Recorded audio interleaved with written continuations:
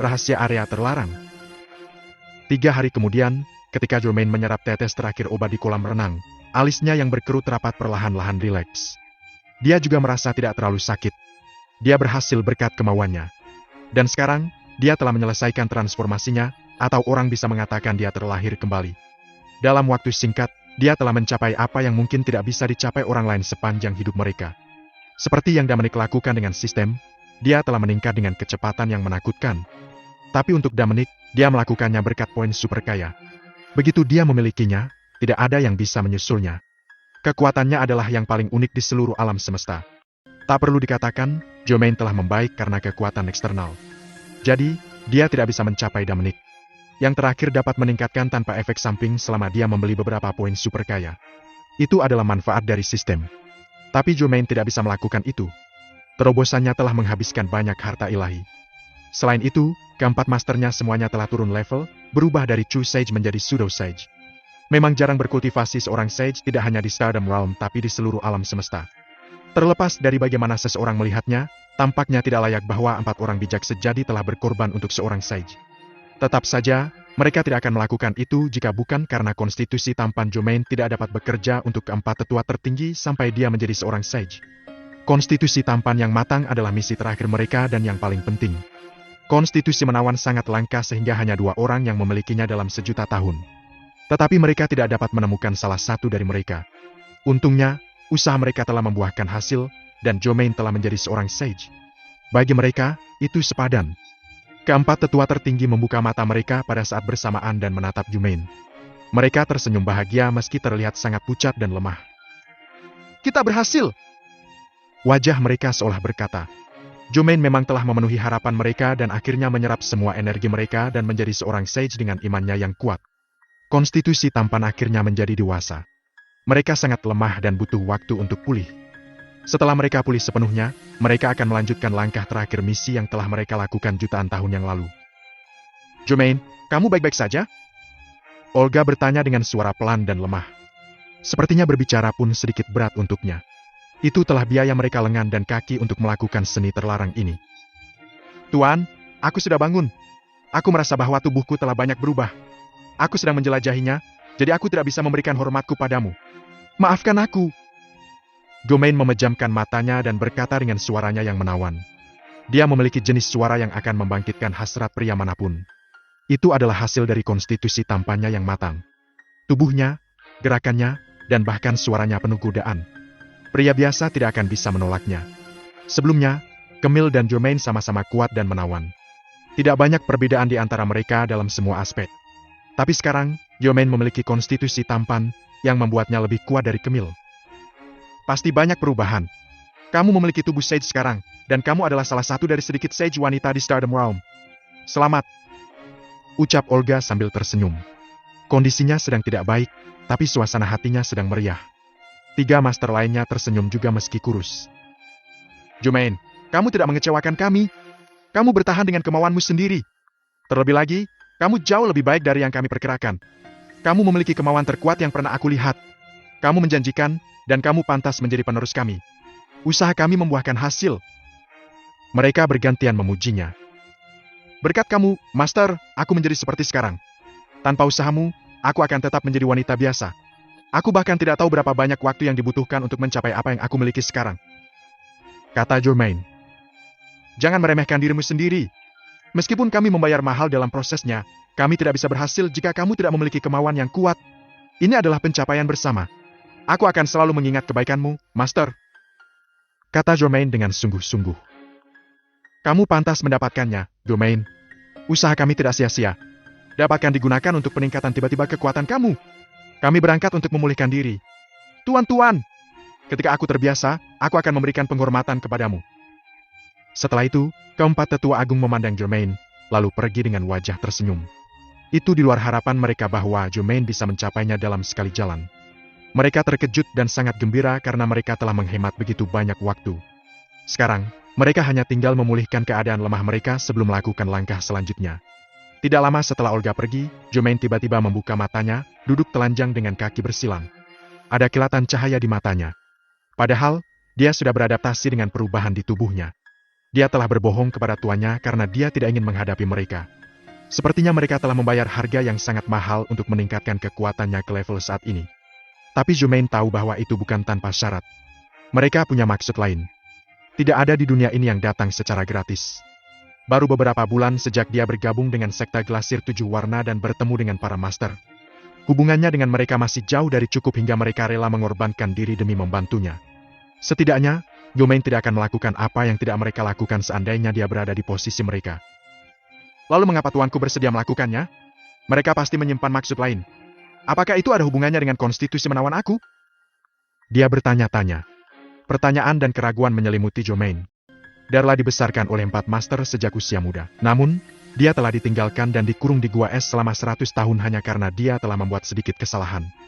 Dia telah bersama mereka selama 3000 tahun, tetapi mereka telah menuangkannya ke saluran pembuangan seperti itu bukan apa-apa, apalagi beberapa bulan Germain bersama mereka. Berdasarkan ini, Germain yakin bahwa keempat tuannya pasti memiliki rencana lain untuk membayar harga yang begitu besar untuk meningkatkan kekuatannya. Dia tidak mau menerima takdir seperti itu.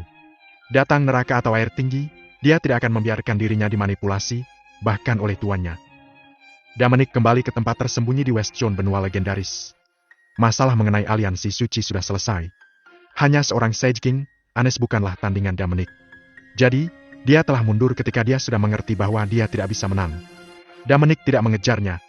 Dia tidak mungkin menang melawan Anes seandainya dia tidak menggunakan kekuatannya sebagai Preview Divine.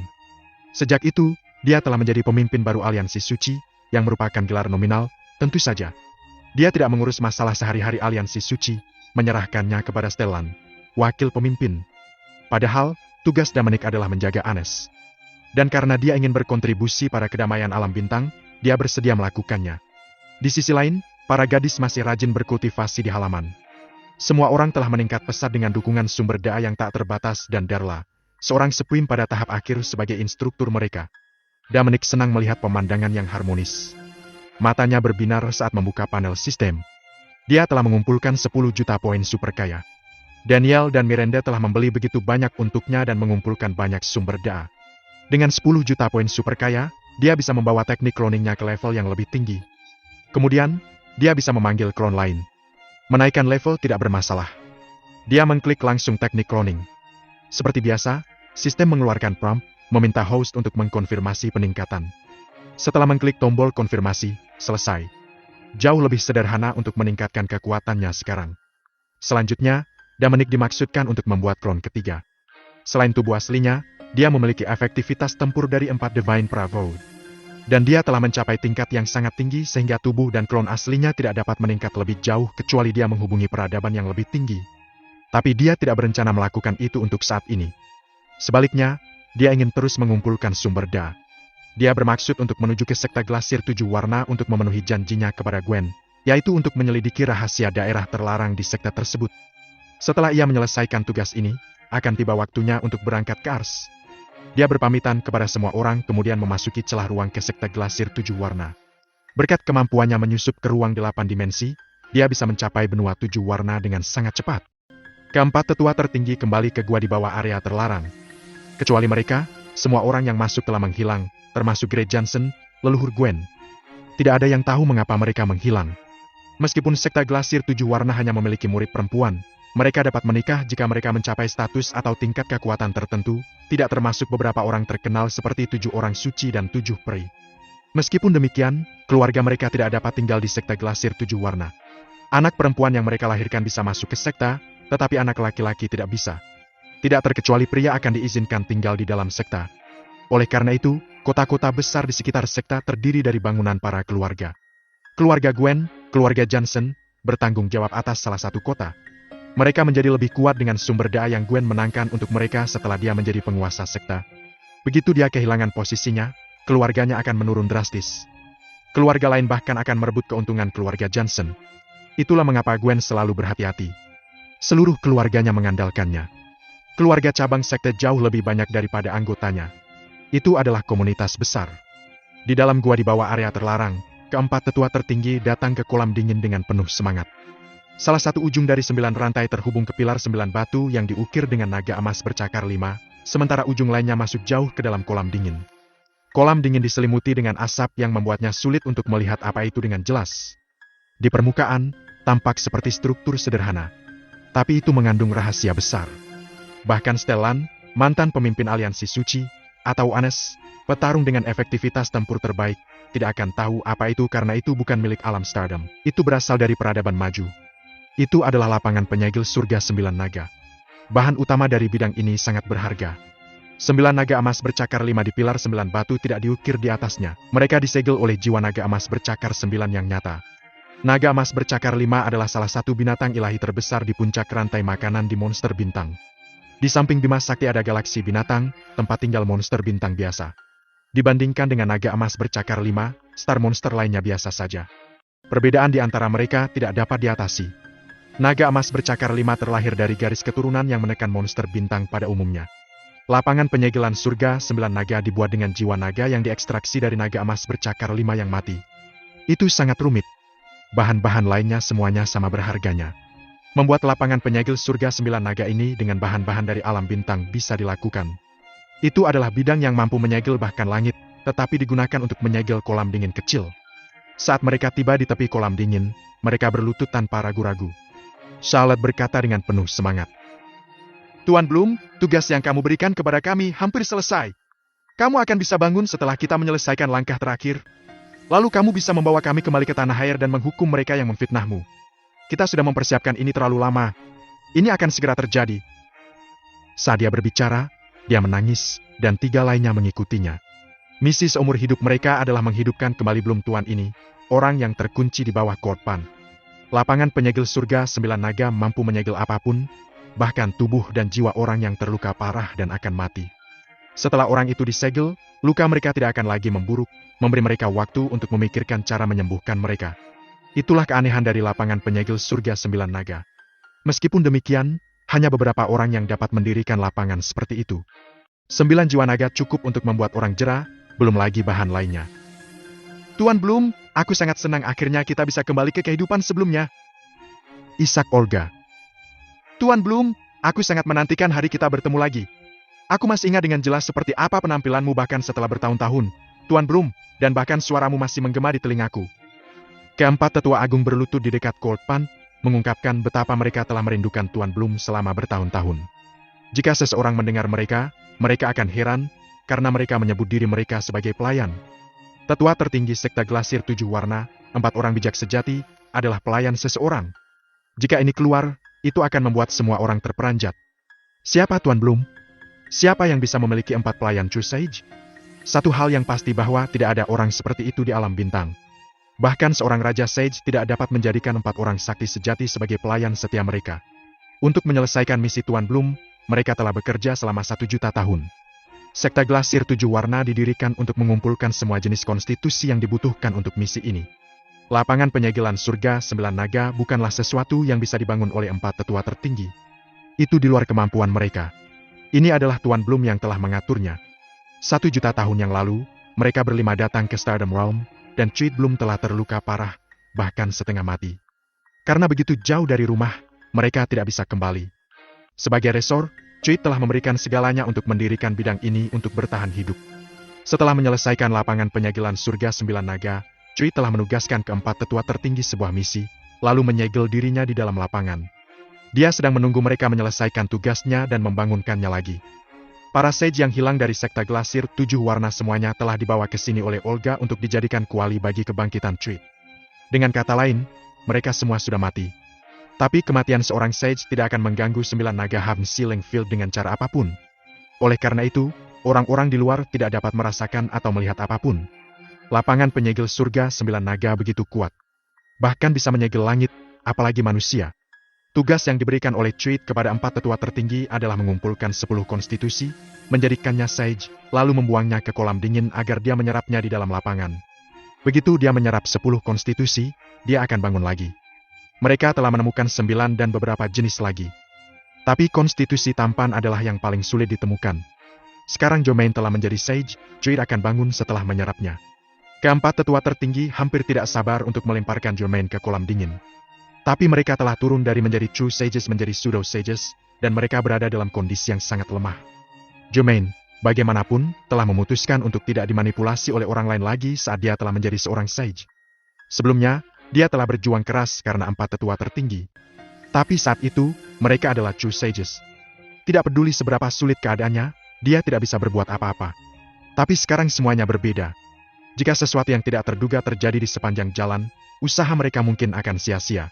Mereka telah bekerja selama lebih dari 1 juta tahun, jadi mereka tidak mau mengambil risiko sekecil apapun. Untuk mencegah kecelakaan, mereka harus menunggu sampai mereka pulih. Meskipun Pseudo Sages sekarang, mereka pasti bisa menangani Jermaine, Sage baru. Mereka masih membicarakan kerinduan mereka pada Tweet seolah-olah dia bisa mendengar mereka di Cold Pan. Meskipun Cold Pan diselimuti dengan asap sehingga orang hampir tidak bisa melihat apa yang terjadi di dalamnya, orang akan mendapatkan bau darah yang menyengat dan merasakan kebencian yang mengerikan saat mereka mendekatinya. Itu adalah produk sampingan dari kematian puluhan Sage yang tewas di sini. Para Sage telah dijanjikan oleh langit bahwa mereka bisa hidup selama alam semesta ada. Mereka adalah leluhur sekte Glasir 7 warna yang baru saja menerobos ke alam Sage dan ingin melakukan sesuatu dengan semangat tinggi. Namun, mereka berakhir sebagai pengorbanan belaka. Ternyata, sekte itu tidak membudidayakan mereka hanya demi itu. Orang hanya bisa membayangkan betapa besar kebencian yang mereka rasakan terhadap sekte itu karena mereka telah mati. Keempat tetua tertinggi tidak merasa sedikit pun bersalah kepada para murid yang telah meninggal di kolam dingin. Untuk membangkitkan Tweet, mereka bahkan rela menyerahkan nyawa mereka, apalagi nyawa orang lain.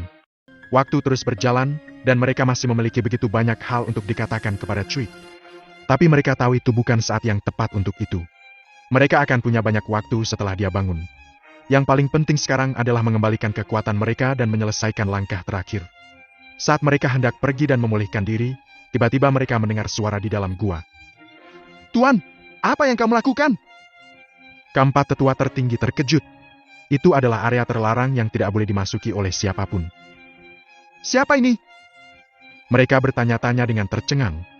Melihat ke atas, mereka melihat seorang wanita menawan di pintu masuk yang tidak lain adalah Jermaine. Yang terakhir mengenakan gaun kasasayan, dan sosok cantiknya samar-samar terlihat, menarik perhatian yang melihatnya. Selain itu, tubuhnya memancarkan aura khusus dengan charming constitution yang matang. Setiap pria biasa akan kehilangan kendali jika melihatnya. Para tetua tertinggi tidak menyangka bahwa Jermaine akan muncul tiba-tiba, jadi mereka semua tertegun sejenak. Mereka tidak tahu bagaimana menghadapinya karena mereka semua bersalah. Setelah keheningan yang lama, Charlotte adalah orang pertama yang sadar kembali dan bertanya dengan canggung. "Jermaine, mengapa kamu di sini?" "Tuan-tuan, kamu telah berkorban begitu banyak untukku, dan aku peduli padamu. Oleh karena itu, aku segera datang untuk melihat apakah kamu baik-baik saja setelah aku bisa mengendalikan kekuatanku yang meningkat secara eksplosif. Aku juga datang untuk memberikan penghormatan kepada kamu, Master. Terima kasih semua telah melakukan yang terbaik untuk mengolahku," kata Jermaine tenang. Karena mereka tidak merasakan ada yang salah dari ekspresi dan nada bicaranya, mereka sedikit lega. "Jadi bagaimana jika Jermaine datang? Tidak mungkin dia bisa mengetahui tentang lapangan penyegel surga 9 naga atau misi kita," pikir mereka. Mereka dengan suara bulat dan benar-benar percaya bahwa dia memang ada di sini untuk memeriksa mereka. Seolah-olah, mereka selalu memiliki kesan bahwa dia murni dan polos dan tidak mampu licik. Jadi, mereka tidak membaca terlalu banyak ke dalamnya. "Jermaine, kami sangat senang bahwa kamu peduli tentang kami. Usaha kami tidak sia-sia. Jangan khawatir. Kami baik-baik saja. Karena kita memilih untuk melakukan itu, kita memiliki iman. Kami hanya sedikit lemah, tapi kami bisa pulih sepenuhnya setelah beristirahat beberapa waktu," hibur Olga. "Itu bagus. Jika kamu menderita luka besar karena aku, Master, aku tidak akan memaafkan diri aku sendiri, dan aku akan hidup dalam rasa bersalah selamanya," kata Jermaine sungguh-sungguh. Suasana di dalam gua kemudian menjadi harmonis. Keempat tetua agung memandang Jermaine, terpana melihat betapa menariknya konstitusi tampannya. Mereka belum pernah melihat charming constitution yang begitu dewasa sebelumnya. Jermaine sudah menjadi kecantikan yang tiada tara sebelumnya, dan dia telah berubah menjadi lebih menawan setelah menjadi seorang sage dan memiliki konstitusi menawan yang matang. Dia bahkan lebih menarik dari Dewi Tinggi dan perkasa tanah air mereka, belum lagi para wanita alam bintang. Mereka percaya bahwa Tweet akan menyukainya jika dia melihatnya. Sayangnya, sebagai yang terakhir dan paling penting dari 10 konstitusi, dia ditakdirkan untuk dikorbankan untuk membangunkannya. Begitu dia bangun, Jermaine akan sudah berubah menjadi tumpukan tulang, yang berarti mereka tidak akan pernah bisa bertemu.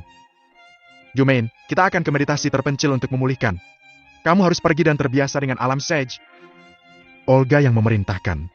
Apa yang paling penting bagi mereka sekarang adalah memulihkan tubuh mereka. "Tuan, kamu pergilah istirahat. Aku akan menjagamu di sini," jawab Jermaine. Jawabannya kembali mengejutkan keempat tetua tertinggi. Tidak terpikir oleh mereka bahwa dia akan menolak. Sebelumnya, dia tidak pernah membangkang mereka, selalu melakukan apapun yang akan mereka minta. Jumain, tidak perlu berjaga-jaga. Ini adalah daerah terlarang sekte, tidak ada yang akan datang. Orang luar tidak diperbolehkan masuk. Kamu harus pergi. Kami akan mendatangimu saat keluar dari pengasingan. Ucap Charlotte. Mereka telah menjelaskan bahwa mereka tidak ingin dia tinggal.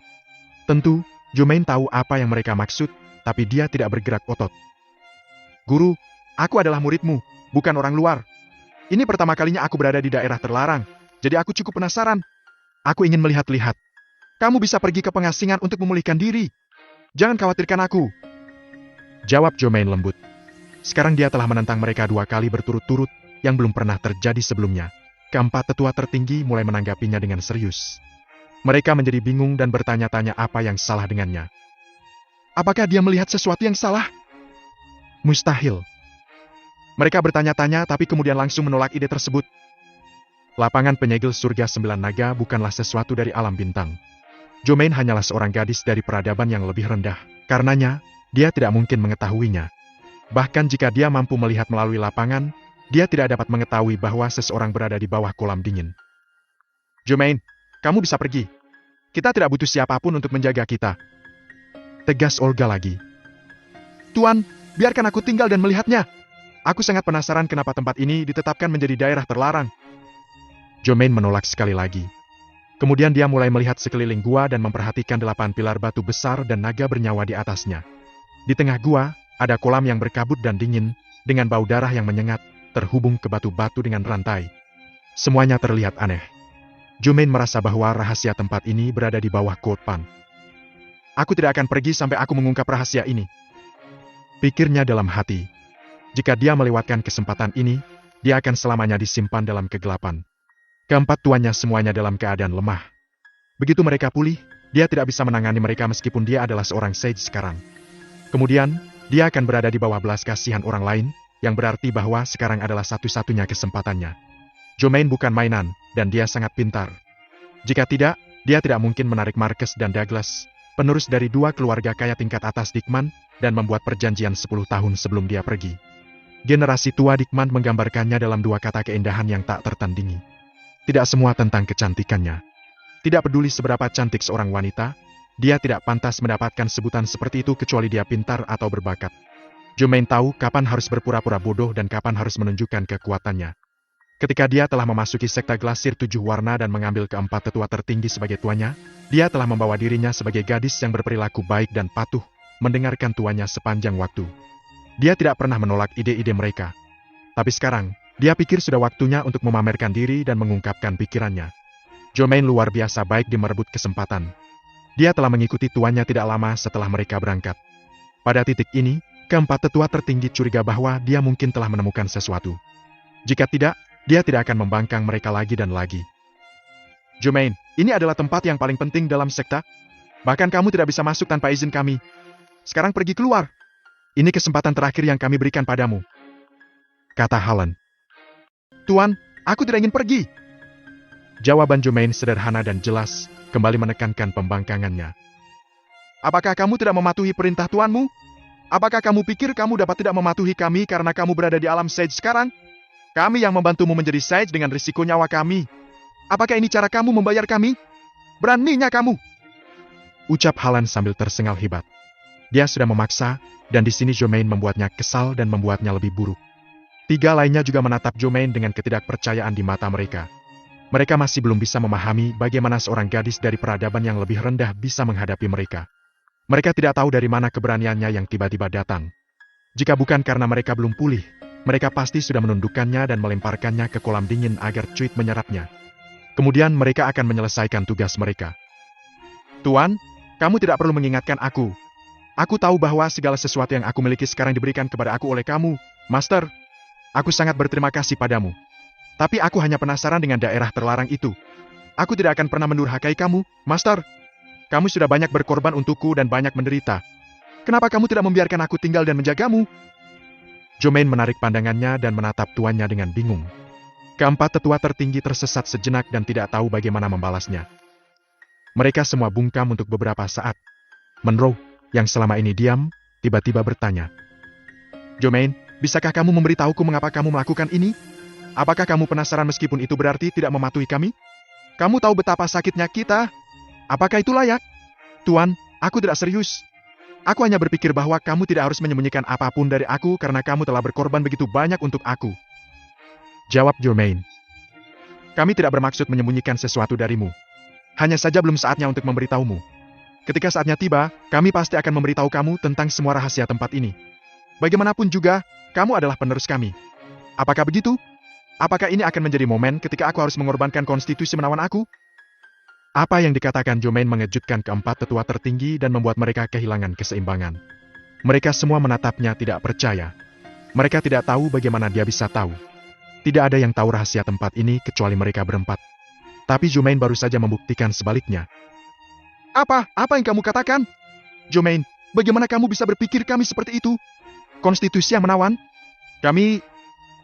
Sebelum Monroe bisa menyelesaikan kalimatnya, dia disela oleh Jomain. Tuan-tuan, kamu tidak perlu mencari alasan untuk menipu aku. Aku tahu kamu menginginkan konstitusi tampanku. Tapi aku tidak tahu untuk apa.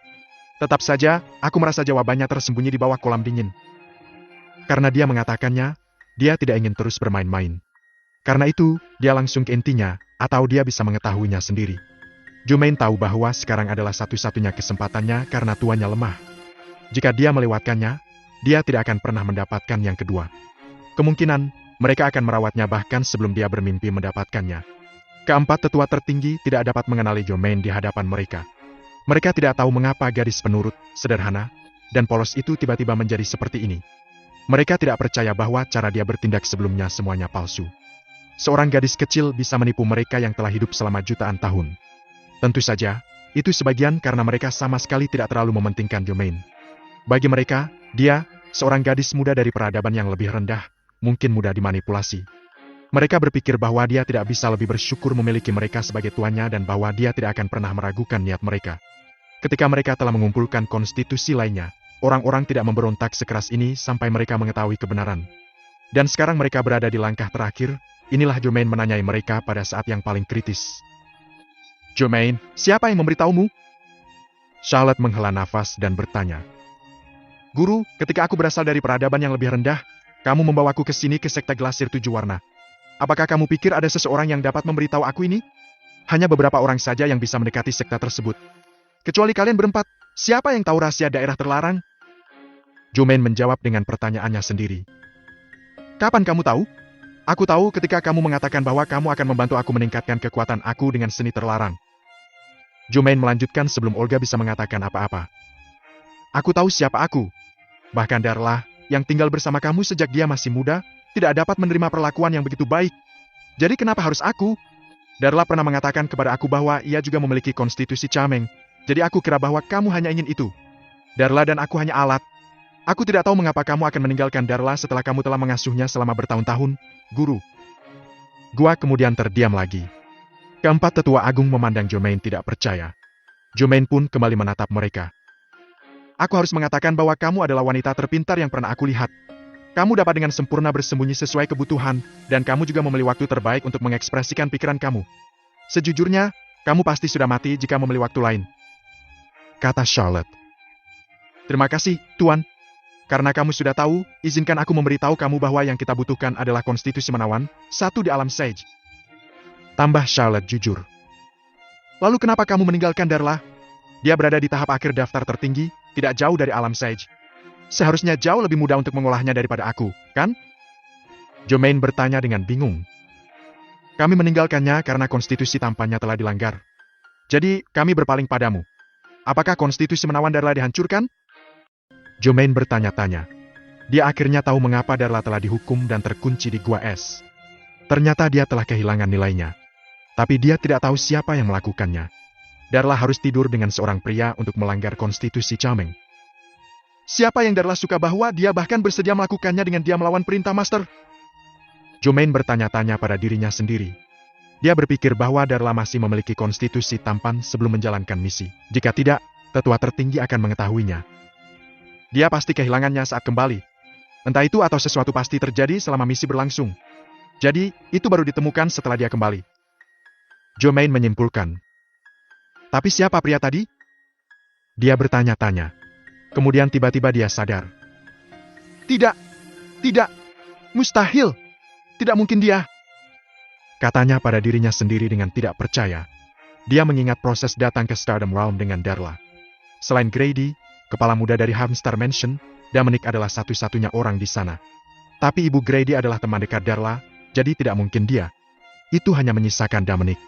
Tiba-tiba, Jomain teringat bahwa dia pernah melihat wajah Darla memerah ketika yang terakhir melihat Dominic. Meski hanya sebentar, Jomain melihatnya. Saat itu, dia tidak tahu mengapa Darla semua tersipu. Menyatukan 2 dan 2, dia menduga bahwa mereka mungkin telah berkumpul saat itu. Darla biasanya tidak tersipu karena kekuatan dan statusnya. Saat Jomain memikirkan ini, dia telah mengungkap kebenaran. Konstitusi menawan Darla telah dihancurkan oleh Dominic.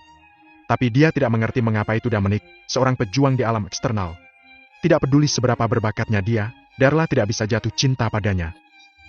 Apa yang terjadi? Dia bertanya-tanya. Jomain sangat pintar. Bahkan Charlotte yang berumur panjang memujinya. Jomain membuat analisis yang masuk akal hanya berdasarkan kata-kata Charlotte dan petunjuk yang dia ketahui. Konstitusi menawan Darla memang telah dipatahkan oleh Dominic. Tapi Darla tidak melakukannya secara sukarela, dia tidak punya pilihan. Dan keempat tetua tertinggi telah hampir gagal dalam misi mereka karena masalah tersebut. Untungnya, dia menemukan konstitusi menawan lainnya. Jika tidak, dia akan lebih sengsara daripada terkunci di Gua Es. Jomain mengetahui inti dari masalah ini dan menjadi lebih marah. Sekarang dia membenci Dominic bahkan lebih. Dia tidak mengerti mengapa dia mengambil wanita manapun selain dia, dan dia tidak bisa menerima kebenaran. Karena itu, dia ingin bertanya Dominic secara langsung. Kebenciannya telah membantunya tinggal di seni terlarang untuk waktu yang lama. Dan saat dia pingsan, dia menyadari bahwa Dominic mengejeknya.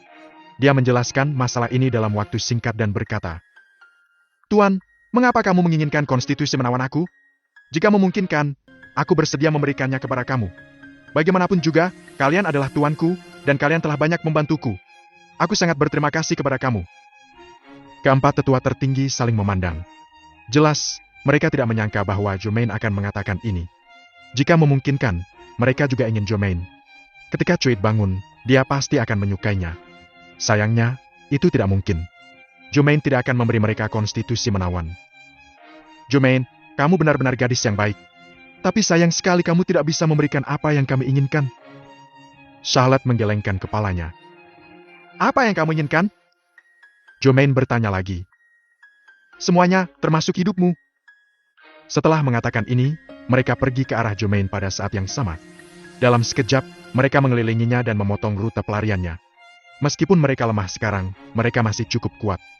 Charlotte dan Helen dulunya berada di puncak daftar Sage sejati dan hanya selangkah lagi untuk menjadi Raja Sage. Untuk petarung seperti itu, bahkan jika mereka turun ke level yang lebih rendah, mereka akan tetap menjadi Pseudo Sage terkuat. Tapi mereka sangat lemah sekarang, dan mereka tidak bisa melepaskan banyak kekuatan. Meski begitu, menurut mereka, mudah bagi mereka untuk mengalahkan Jomain karena dia baru saja mencapai alam Sage dan belum sepenuhnya menguasai kekuatannya. Awalnya, mereka ingin memastikan bahwa semuanya sudah siap. Mereka berniat menunggu sejenak sampai pulih. Hanya dengan cara ini mereka bisa sukses tanpa kesalahan. Tapi mereka harus mengambil tindakan sekarang karena Jomain telah melihat rahasia mereka. Karena itu, mereka hanya bisa mengorbankannya untuk membangunkan Cuit. Jomain diam menghela nafas saat mendengar jawaban tuannya. Dia menyangka yang mereka inginkan adalah hidupnya. Tapi dia tidak tahu alasannya. Master, aku sangat menghormatimu, dan aku tidak ingin bertengkar denganmu. Bisakah kita menyelesaikan masalah dengan cara damai? Jomain bertanya. Aku takut kita tidak bisa, Jomain. Aku berjanji bahwa aku akan mengajarimu dengan baik di kehidupan lain. Tapi bisakah kamu membantuku sekarang? Aku tidak ingin mati. Masih banyak hal yang harus aku lakukan. Jomain menggelengkan kepalanya. Maaf, kami harus melakukannya. Setelah selesai, mereka langsung menyerangnya dan berniat membunuhnya dengan segala cara. Mungkin hanya mereka yang bisa melakukan hal seperti itu. Pada saat ini, Jomain tiba-tiba melepaskan aura Sage Realm yang sangat ganas. Seperti yang dia katakan, dia tidak ingin mati. Tapi majikannya ingin membunuhnya, dia harus memutuskan semua hubungan dengan mereka. Ketika keempat tetua tertinggi pulih, dia tidak bisa berbuat apa-apa. Tapi mereka lemah sekarang, hasilnya tidak pasti. Karena itu, dia telah memilih waktu yang tepat untuk mengutarakan semuanya. Gwen dengan gugup menunggu Dominic di sekta Glasir 7 warna. Belum lama ini, dia telah menerima pesan darinya dan dia akan datang untuk menjelajahi daerah terlarang. Daerah terlarang selalu tersembunyi di dalam sekta. Tapi sekarang, dia punya kesempatan untuk mempublikasikannya. Saat ini, Gwen merasa gugup. Sekta Glasir 7 warna kuno, dan tidak memiliki sage kecuali 4 tetua tertinggi.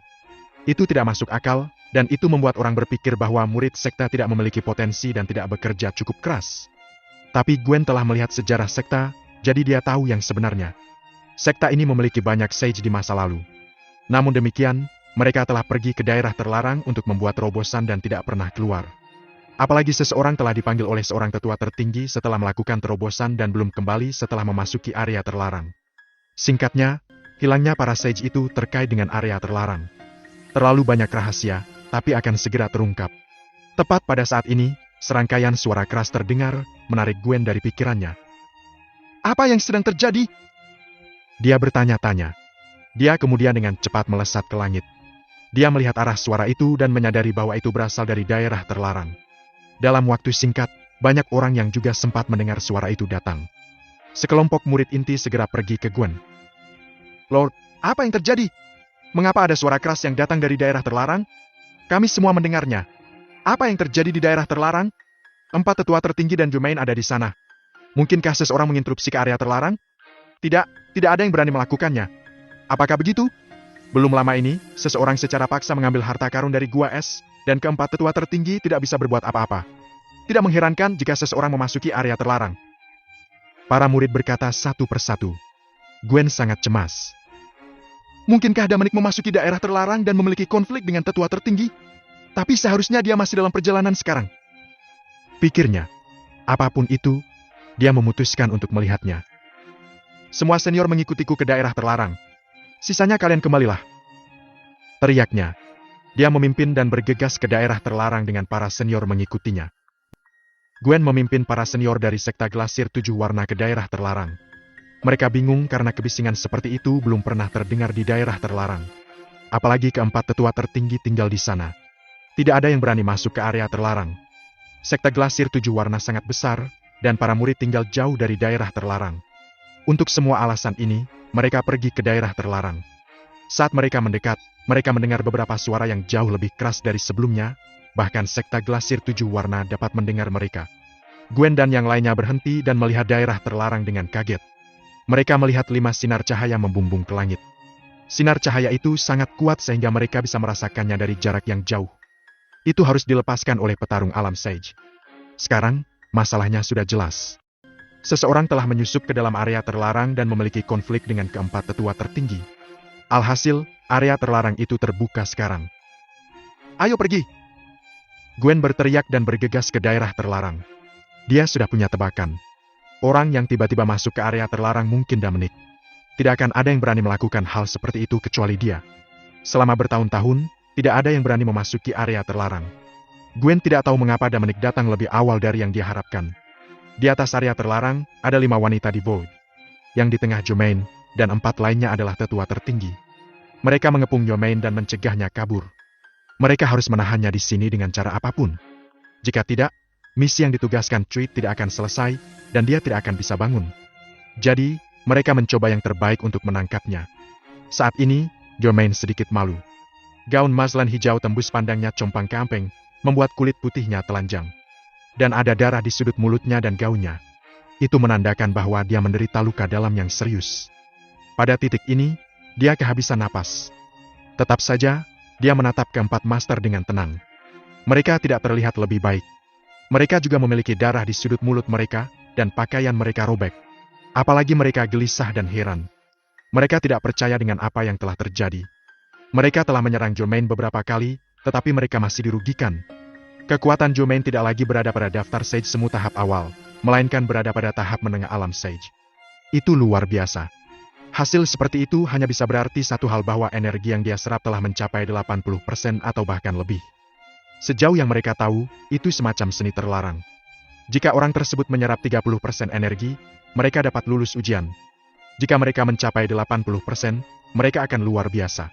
Dan jika mereka mencapai 70%, mereka sangat berbakat. Jumain yang dapat menyerap lebih dari 80% adalah kasus yang jarang terjadi. Dia lebih dari sangat baik. Tidak diragukan lagi, dia adalah seorang jenius. Dia sangat langka bahkan dalam peradaban yang lebih maju. Dia ditakdirkan untuk menjadi hebat. Keempat tetua tertinggi mengira dia hanya bisa mencapai 30% pada awalnya. Jika dia bisa melakukannya, akan layak upaya mereka untuk menggunakan seni terlarang ini.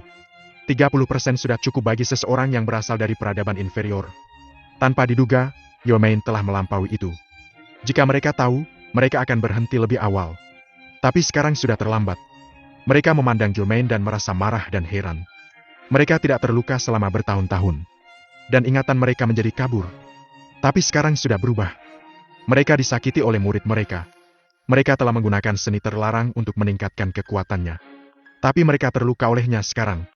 Sulit bagi mereka untuk menerima kebenaran. Yomain, kamu adalah wanita paling luar biasa yang pernah kulihat sejak aku datang ke Stardom Realm. Jujur saja, jarang sekali bertemu orang sepertimu di peradaban tingkat 7. Jika bukan karena kami memiliki misi, kami pasti akan memperlakukanmu dengan baik dan membantumu menjadi orang yang sangat baik. Sayang sekali waktunya tidak tepat. Charlotte menatap Yomain, lalu menghela napas ringan. Terima kasih atas pujianmu. Meskipun kita tidak bisa hidup berdampingan secara damai dan harus berkorban, aku masih sangat berterima kasih kepada kamu. Jawab Yomain. Dia memperoleh informasi penting dari kata-kata Charlotte. Charlotte mengatakan bahwa aku adalah wanita paling luar biasa yang dia temui sejak dia datang ke alam bintang. Itu berarti mereka bukan dari alam bintang. Mungkinkah mereka berasal dari peradaban yang lebih maju? Pikirnya. Dia memiliki bakat luar biasa dan kemauan keras. Dan dia juga memiliki charming constitution. Dia benar-benar luar biasa. Bahkan di tanah air kita, dia akan dianggap sebagai jenius yang baik. Sayang sekali. Halan pun berdecak kagum. Mendengar ini, Yomain menegaskan tebakannya. Keempat tuannya memang dari peradaban maju. Dia perlahan-lahan menjadi murung. Keempat master dulunya adalah True Sage dan berasal dari peradaban yang lebih maju daripada Stardom Realm. Meskipun dia telah memilih waktu yang tepat, dia masih tidak memiliki kesempatan bahkan jika mereka berada pada posisi terlemah mereka. Kamu bukan dari alam bintang. Benar juga ya. Kami dari peradaban yang lebih maju yang jauh lebih kuat dari Stardom Realm. Dan kita tuan pelayan belum. Olga mengungkapkan rahasia lain. Yomain berpura-pura tenang. Tapi sebenarnya, dia gelisah. Dia berasal dari Bima Sakti, peradaban inferior. Dan dia kurang informasi dan berpengalaman. Dia pikir daftar Sage sejati berada di luar jangkauannya meskipun dia telah mencapai alam Sage. Dia cukup heran ketika tuannya yang merupakan petarung True Sage List memberitahunya bahwa mereka hanyalah pelayan. Master, misimu berhubungan dengan Tuan Bloom, kan? Yomain bertanya. Dia sangat sensitif. Karena keempat tuan hanya pelayan, semua yang mereka lakukan pasti untuk Tuan Bloom. Benar. Dalam rangka untuk bangun Tuan Bloom up, kami telah bekerja untuk waktu yang lama dan kelelahan terlalu banyak usaha. Kita harus berhasil. Jadi kami tidak punya pilihan selain mengorbankanmu. Aku harap kamu bisa mengerti kami. Yomain, suatu kehormatan Tuan Tunku Bloom. Kamu harus bahagia. Sangat disayangkan bahwa kamu dan Tuan Bloom tidak bisa keduanya ada. Selama kamu mengorbankan dirimu, Tuan Bloom akan bisa bangun. Aku percaya bahwa dia akan menghargai pengorbanan kamu ketika dia bangun. Berhenti melawan. Yomain, tolong merasa terhormat Tuan Tunku Bloom. Tidak semua orang bisa memiliki kesempatan seperti itu. Dalam hal treat, keempat tetua tertinggi itu fanatik. Dia berarti segalanya bagi mereka. Yomain menggelengkan kepalanya dan berkata, Tuan, dia adalah Tuan Bloom, bukan milikku. Kamu rela mengorbankan segalanya demi dia, tapi bukan berarti aku rela melakukan hal yang sama. Aku hanya hidup untuk diriku sendiri, dan tidak ada yang bisa mengendalikan pikiranku, apalagi memaksaku untuk menyerahkan hidupku. Karena kamu tidak ingin membuat pengorbanan untuk Tuan Bloom, kita harus mengambilnya sendiri. Yomain, jangan salahkan kami. Guru, maafkan aku karena tidak menghormati ajaranmu. Jawab Yomain tegas. Saat kedua belah pihak akan melanjutkan pertempuran, Gwen datang dengan sekelompok senior dari sekte Glasir 7 Warna. Dari kejauhan, dia melihat sesuatu yang tidak biasa. Siapa wanita yang dikelilingi oleh tetua tertinggi? Bukankah itu Dominic? Dia bertanya-tanya. Ketika mereka semakin dekat, mereka akhirnya tahu bahwa dia adalah Yomain Maxwell, pemimpin 7 orang suci. Semua orang terkejut dan tidak bisa mempercayai mata mereka. Mereka melihat keempat tetua agung mengelilingi Yomain dengan darah di sudut mulut mereka. Para master terluka, begitu juga Yomain. Itu menandakan bahwa mereka telah bertarung satu sama lain dan kedua belah pihak telah mengalami kerugian besar. Bisakah Yomain melawan empat tetua tertinggi? Semua orang bertanya-tanya. Apa yang mereka lihat menjungkir balikan kognisi dan imajinasi mereka. Terutama Gwen. Sementara eksekutif senior sekte Glasir 7 Warna lainnya menunjukkan sedikit keheranan. Mereka tidak tahu latar belakang Yomain. Mereka mengira bahwa dia adalah penipu yang dikirim oleh kekuatan lain dan dia menyembunyikan kekuatannya dengan cara tertentu yang tidak diketahui oleh keempat tetua tertinggi. Dalam hal ini, pertempuran besar tidak dapat dihindari. Tapi Gwen tahu bahwa Jermaine dan Dominic berasal dari planet yang sama. Darla telah membawanya ke Stardom Realm. Gwen berpikir, mengapa seorang wanita muda dari peradaban inferior tiba-tiba bisa melawan empat tetua tertinggi tanpa dirugikan? Tapi setelah beberapa saat, tiba-tiba dia sadar. Karena Dominic dapat menerobos ke daftar Raja Sage dalam waktu sesingkat itu, mungkin bagi Jermaine yang memiliki kekuatan daftar Sage sejati. Gwen penasaran dengan planet mereka. Planet macam apa yang bisa melahirkan bakat luar biasa seperti itu? Dia bertanya-tanya. Karena dia tidak tahu apa yang terjadi di daerah terlarang, wajar baginya untuk berpikir bahwa Jermaine memiliki kemampuan kultivasi yang sangat cepat sebagai Dominic. Mereka yang bisa melawan empat tetua tertinggi secara alami adalah True Sage. Gwen tercengang. Anggota inti sekte Glasir 7 Warna datang dan menghentikan mereka sementara. Olga berteriak, "Bawa semua orang dan pergi. Pertempuran antara Sages bukanlah sesuatu yang bisa kamu ikuti." "Tetua Agung, apa yang terjadi? Kenapa kamu bertengkar dengan Jermaine?" Gwen bertanya. Yang lain juga penasaran. "Jangan tanya aku, pergi saja." Olga berkata dengan suara pelan. Meskipun dia memiliki banyak pertanyaan, dia tidak berani melanggar perintah seorang tetua tertinggi. Dia hanya bisa menjawab dengan hormat. "Oke, penatua tertinggi." Ketika dia akan pergi, Jermaine berkata, "Lord, apakah kamu ingin tahu rahasia daerah terlarang? Dan mengapa sekte Glasir 7 Warna didirikan?" Seperti yang diharapkan, semua orang berhenti saat mendengarnya. Tentunya, Gwen ingin tahu. Jika tidak, dia tidak akan meminta Dominic untuk menjelajahi daerah terlarang. Area terlarang selalu menjadi tempat paling misterius. Para eksekutif senior sekte Glasir 7 Warna juga ingin mengetahui rahasianya. "Bawa semua orang pergi."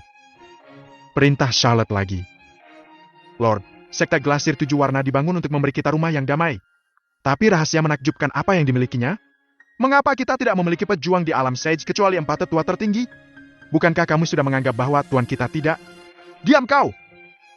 Charlotte berteriak pada Jermaine dan segera bergegas ke arahnya. Kemudian master lainnya mengikutinya. Sebelum Jermaine bisa menyelesaikan kata-katanya, keempat master menyerangnya sekaligus. Karena itu, dia menghentikan ceritanya dan berbalik untuk berurusan dengan mereka.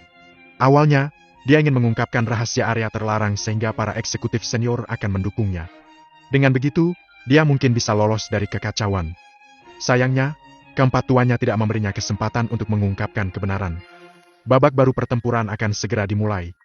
Gwen buru-buru mundur dan menjauhkan diri dari medan perang, tetapi dia tidak pergi. Kata-kata Jermaine telah membangkitkan minatnya. "Apa yang ada di daerah terlarang? Mengapa para sage yang masuk tidak pernah keluar?" Dia bertanya-tanya. Sejak berdirinya sekte Glasir 7 Warna, banyak orang telah menghilang di daerah terlarang, dan tidak ada yang tahu apakah mereka hidup atau mati. Beberapa suara kembali terdengar.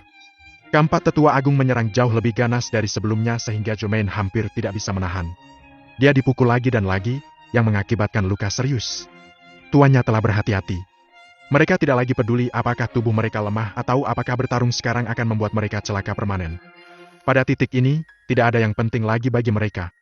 Saat ini, mereka hanya punya pikiran untuk menyelesaikan misi mereka. Selama Tuan Bloom yang berharga bisa bangun, mereka akan melakukan apa saja. Jermaine dipukuli oleh empat tetua tertinggi yang sudah menyerahkan segalanya, dan dia tidak bisa melawan sama sekali. Gwen dan yang lainnya merasakan sesuatu yang mencurigakan. Tampaknya kedua belah pihak tidak mencapai True Sage. Meskipun Gwen hanya berada di puncak daftar tertinggi, dia mengenal banyak orang Pseudo Sage dan True Sage sebagai Lord Sekte Glasir 7 Warna saat ini. Jadi dia tahu bahwa empat tetua tertinggi dan Jermaine seharusnya hanya memiliki kekuatan Pseudo Sage, bukan True Sage. "Apa yang terjadi?" Dia bertanya-tanya. Dia tidak tahu mengapa kekuatan keempat tetua tertinggi melemah begitu banyak dari True Sage hingga Pseudo Sage. Biasanya, seharusnya mudah bagi mereka untuk membunuh Jermaine. Tapi sekarang, mereka tidak bisa membunuhnya bahkan jika mereka bergandengan tangan. Dari kelihatannya, Jermaine akan segera terluka parah. Gwen bertanya-tanya dan tidak bisa berbuat apa-apa. Tepat di puncak Supreme List, dia tidak bisa ikut campur dalam pertempuran antara Pseudo Sages, apalagi True Sages. Meskipun dia benar-benar ingin mengetahui rahasia daerah terlarang dari Jermaine, dia tidak memiliki kemampuan untuk menyelamatkannya. Dia hanya bisa menunggu Dominic untuk menyelesaikan masalah. Dominic masuk dalam daftar Raja Sage, dan dia bisa menjelajahi rahasia daerah terlarang. Saat ini, Jermaine dipukul dan mulai memuntahkan darah. Dia baru saja mencapai alam Sage. Dan dia tidak memiliki pengalaman tempur dan kekuatan yang cukup. Alhasil, dia sama sekali tidak bisa menahan serangan gila mereka. Jika bukan karena kemampuan pertahanan dan pemulihannya yang kuat, dia pasti sudah lama pingsan. Dan kemudian dia dipukul lagi. Lebih banyak darah menyembur keluar dari mulutnya. Dan gaun muslin hijaunya sudah berubah menjadi merah karena terkena darah. Dia terlihat sangat menderita. Dalam situasi ini, dia hampir pasti akan gagal. Namun, dia tetap tidak menyerah. Begitu dia menyerah, dia akan dibunuh. Akan jauh lebih baik baginya untuk berjuang sampai akhir. Di gua di bawah area terlarang, Germain terkena dalam pertempuran dan memuntahkan darah ke arah Cold Pan. Itu diserap oleh kabut mengambang di atas Cold Pan dan kemudian menghilang. Tidak ada yang memperhatikan hal ini. Bagaimanapun, ini adalah pertempuran hidup dan mati. Tidak ada yang akan memperhatikan hal seperti itu. Darahnya mengalir ke kedalaman Cold Pan melalui kabut dan diserap sepenuhnya. Konstitusi tampan Germain adalah bahan terakhir untuk membangunkan Cuit. Tapi darahnya juga bisa berguna. Tiba-tiba, semua orang mendengar detak jantung samar di Cold Pan. Sepertinya ada sesuatu yang terbangun. Detak jantung lebih banyak keluar. Namun, hanya seteguk darah saja tidak cukup. Hanya bisa mengembalikan detak jantung, tapi tidak bisa mengaktifkan organ lain. Detak jantung yang berasal dari Cold Pan sangat kecil dan lemah. Bahkan di dalam gua, sulit untuk mendengar jika seseorang tidak memperhatikan dengan seksama, apalagi dunia luar. Pertempuran di atas area terlarang terus berlanjut. Di bawah serangan terus-menerus dari 4 tetua tertinggi, Germain menjadi semakin lemah. Pertempuran tampaknya telah mencapai saat-saat terakhir, dan keempat tetua tertinggi senang melihat ini. Akhirnya selesai juga. Ketika kita membunuh Germain dan melemparkannya ke Cold Pan, Cuit akan bangun setelah menyerap darahnya. Misi kita akan selesai. Ketika Cuit pulih, kami bisa kembali ke dunia asal kami. Tanya mereka. Saat itu, mereka sangat bersemangat. Saat mereka bersiap untuk mengerahkan serangan terakhir mereka, Germain tiba-tiba melepaskan kekuatannya. Aura kuat menyebar dan menghalangi jalan mereka. Keempat tetua tertinggi tidak menyangka peristiwa mendadak ini akan terjadi. Mereka harus menyerah pada serangan terakhir. Dan mereka tercengang.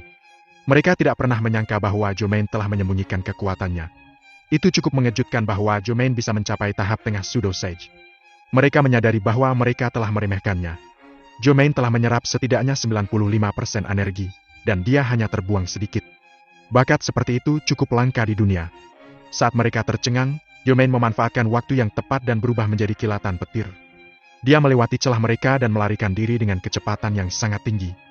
Dalam sekejap, dia menghilang. Untuk mendapatkan tuannya untuk meletakkan penjaga mereka dan menciptakan kesempatan yang sangat baik bagi dirinya untuk melarikan diri, Germain memilih untuk menanggung serangan yang tak terhitung jumlahnya. Meskipun tubuh Sage-nya rusak parah, dia masih hidup. Selama dia bisa melarikan diri, dia akan segera pulih. Keempat tetua agung tidak bereaksi sampai Germain menghilang.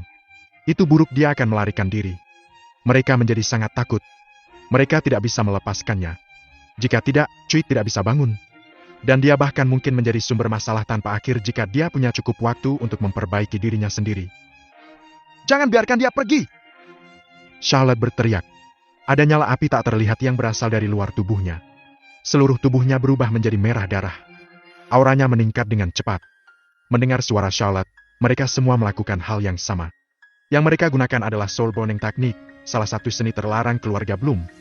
Itu bisa menyalakan kekuatan jiwa seseorang sendiri, yang juga merupakan vitalitas seseorang. Seseorang bisa mendapatkan efektivitas tempur 10 kali lebih banyak, tetapi dia akan membayar harga yang mahal untuk menggunakannya. Kekuatan jiwa diterima secara publik sebagai hal tersulit untuk dipulihkan di alam semesta. Setelah terbakar habis, orang yang menggunakannya akan mati total. Bahkan jika dia berhenti menggunakannya di tengah jalan, itu akan menyebabkan kerusakan permanen padanya. Hanya keturunan lineal dari keluarga Bloom dan Desojo terlatih yang bisa mempelajarinya. Keempat tetua tertinggi adalah pelayan pribadi Cuit dan bergaul dengannya siang dan malam. Berbagi kehormatan sekaligus said. Mereka memiliki hubungan dekat dengannya, jadi mereka diajari teknik membakar jiwa secara pribadi. Meski melanggar aturan, itu tidak mengherankan. Hampir semua keturunan garis dari Blooms akan melakukan hal yang sama karena itu bisa membantu mereka mendapatkan lebih banyak waktu untuk melarikan diri pada saat kritis. Teknik membakar jiwa membantu keempat tetua tertinggi meningkatkan efektivitas tempur mereka lebih dari 10 kali lipat. Tapi konsekuensinya sangat parah. Mereka baru saja menggunakan seni terlarang untuk meningkatkan kekuatan Germain, jadi mereka sangat lemah. Setelah itu, mereka melalui pertempuran sengit lainnya dan terluka. Sekarang, mereka menggunakan teknik membakar jiwa lagi. Setelah pertempuran, mereka akan benar-benar cacat jika mereka tetap hidup. Bahkan jika Cuit bangun, dia tidak bisa menyelamatkan mereka. Setelah menggunakan teknik pembakaran jiwa, keempat tetua tertinggi berangkat untuk mengejar dan menyerang Yomain. Kekuatan keempat tetua tertinggi saat ini tanpa diragukan lagi jauh lebih tinggi dari Yomain. Jadi sudah pasti mereka bisa segera menyusulnya lalu membawanya kembali. Pada saat itu, sebuah rantai menonjol keluar dari area terlarang. Itu mulai meluas ke arah di mana Yomain telah melarikan diri. Void bergetar di mana-mana saat rantai itu berlalu. Tampaknya sulit dipercaya bahwa itu tidak dibatasi oleh ruang sama sekali. Tiba-tiba, salah satu ujung rantai menghilang ke dalam Void. Tuan Louis! Saat keempat tetua tertinggi melihat rantai itu, mereka berseru, sangat gembira. Di saat yang sama, para tetua menghentikan teknik pembakaran jiwa. Dengan Tuan Louis untuk membantu mereka, mereka tidak perlu melakukan apa-apa. Jadi bahkan ada baiknya mereka berhenti menggunakan seni terlarang tadi. Namun, memang mengejutkan bagi mereka berempat bahwa Tuan Louis telah pulih. Itu jelas hal untuk dirayakan bagi mereka. Tapi mereka juga penasaran bagaimana Tuan Louis bisa tiba-tiba bangun ketika misi masih belum selesai dan konstitusi tampan belum tercapai. Tapi selama Tuan Louis bisa bangun, tidak ada yang penting. Gwen dan yang lainnya juga sangat terkejut ketika mereka melihat rantai tiba-tiba menjangkau dari daerah terlarang dan mengejar Yomain begitu cepat. Selain itu, semua orang hampir bisa menebak apa yang terjadi setelah mereka mendengar keempat tetua tertinggi berteriak. Tuan Louis! Mereka takut bahwa sekte Glasir 7 warna di belakang area terlarang terkait dengan Tuan Louis. Mungkinkah Tuan Louis ini bersembunyi di daerah terlarang sepanjang waktu? Mereka memperhitungkan. Setelah itu, 8 rantai lagi muncul berturut-turut keluar dari area terlarang. Jadi totalnya ada 9 rantai. Selain rantai pertama yang muncul itu, 8 rantai lainnya menari liar di udara di atas area terlarang. Mereka tampak seperti tentakel monster. Adegan terlarang membuat Gwen dan senior lainnya dari sekte Glasir 7 warna menggigil. Namun tidak seperti mereka, keempat tetua tertinggi semuanya sangat bersemangat. Beberapa saat kemudian, rantai yang menjangkau Yomain kembali. Ada orang yang terikat di ujung rantai. Itu Yomain. Tubuhnya benar-benar terikat rantai dengan sangat erat sehingga dia tidak bisa bergerak sama sekali. Matanya terbelalak karena ketakutan. Dia tahu dari mana rantai itu berasal. Itu adalah salah satu dari 9 rantai yang dia lihat di gua di daerah terlarang. Tapi kenapa rantai itu terlihat seperti memiliki kehidupan? Dia bertanya-tanya. Dia masih tidak tahu bagaimana dia bisa diikat oleh rantai mengerikan itu tanpa kemampuan untuk menolaknya. Mungkinkah itu Tuan Louis? Aku ingat keempat tuan itu menyebutkannya. Memikirkan hal ini, ada rasa panik yang melonjak di hati Yomain. Dia tidak pernah dibatasi seperti ini di depan 4 tuan meskipun mereka hanya pelayan Tuan Louis. Jika Tuan Louis dari peradaban maju benar-benar pulih dan terbangun, maka dia mungkin tidak memiliki kesempatan untuk menang. Yomain berjuang untuk melepaskan diri dari rantai dengan sekuat tenaga. Tetapi tidak peduli apa yang dia coba, dia tidak dapat melepaskan cengkeraman rantai. Semangatnya perlahan menjadi rendah. Dia tahu bahwa itu akan selalu sia-sia tidak peduli seberapa keras dia mencoba. Dilihat dari kekuatannya, dia tidak bisa menyainginya sama sekali. Mungkin ini nasibku, pikirnya. Yomain sedikit berkecil hati pada saat itu. Meskipun dia sudah menemukan rencana tuannya untuk mencari kesempatan terbaik untuk melarikan diri dari rantai, dia masih bisa melarikan diri dari takdirnya. Sungguh memalukan bahwa mereka diam-diam telah bekerja sangat keras untuk rencana ini. Tetapi akhirnya gagal pada saat itu hampir bisa berhasil. Melihat pemandangan itu, Gwen dan yang lainnya sangat terkejut. Hanya rantai belaka yang bisa menangkap petarung Pseudo Sage tanpa memberinya kesempatan untuk melawan. Apa sebenarnya 9 rantai itu? Bagaimana mereka bisa begitu kuat? Mereka penasaran. Yomain kembali ke langit di atas area terlarang. Keempat tetua tertinggi mundur. Mereka tahu bahwa Tuan Louis harus segera menyerap konstitusi tampan. Tanpa ragu, Yomain merasakan rantai di tubuhnya mengendur.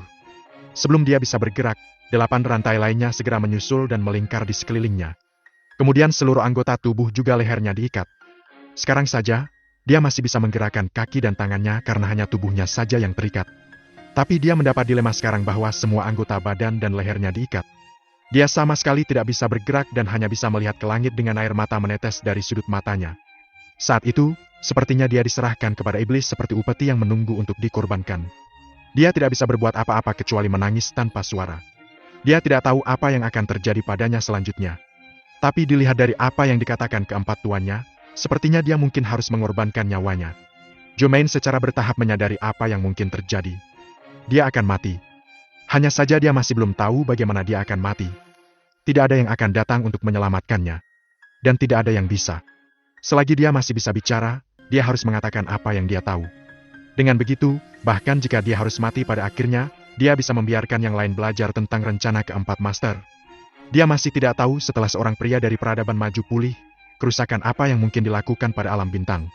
Namun demikian, perlu untuk menggigitnya sejak awal. Hanya itu yang bisa dia lakukan. Lord, kamu lihat itu? Ini adalah rahasia daerah terlarang. Sekte Glasir 7 warna adalah kedua belaka. Tujuan sebenarnya adalah untuk menumbuhkan Sage dengan konstitusi khusus dan kemudian mengorbankan segalanya untuk membantu orang-orang di daerah terlarang pulih. Orang-orang ini bukan dari Stardom Realm, tetapi dari peradaban tingkat tinggi. Setelah mereka pulih, tidak ada yang tahu apa yang mungkin terjadi. Kamu harus melarikan diri dari sini dan memberitahu semua orang di Stardom Realm untuk berjaga-jaga. Kata-kata Jomain membuat Gwen dan pendengar lainnya tercengang. Mereka memandang keempat tetua tertinggi tidak percaya. Apa? Keempat tetua tertinggi bukan dari alam bintang? Pikir mereka. Sekarang mereka tahu kebenaran di baliknya. Sekte Glasir 7 warna didirikan untuk mengolah Sage dengan berbagai konstitusi dan kemudian mengorbankan segalanya untuk menyembuhkan orang-orang di daerah terlarang. Tapi setelah mendengarkan kata-katanya, hanya Gwen yang mempercayainya. Tidak heran jika banyak senior yang baru memasuki alam Sage sejak berdirinya sekte tidak pernah keluar hidup-hidup setelah memasuki daerah terlarang. Ini masuk akal. Olga dan yang lainnya tidak keberatan dengan tatapan ingin tahu orang lain. Mereka tidak ingin menjelaskan apa-apa atau berhenti Jomain baik. Kesehatan mereka saat itu buruk dan tidak punya tenaga ekstra untuk peduli pada orang lain. Mereka hanya memusatkan seluruh perhatian mereka pada 9 rantai itu. Selama Tuan Louis menghabiskan energi Jomain, dia akan bisa kembali. Saat itu, tidak ada seorang pun di alam Stardom yang bisa menghentikan mereka. Lord, cepat pergi sekarang dan selamatkan suster kita juga. Tidak ada kesempatan untuk bertahan hidup jika dia tinggal di sini. Kata Jomain lagi. Jomain sangat berterima kasih kepada Darla, seniornya yang memberikan kehidupan baru. Tapi sayangnya, sangat disayangkan bahwa dia hanya pion seperti Jomain.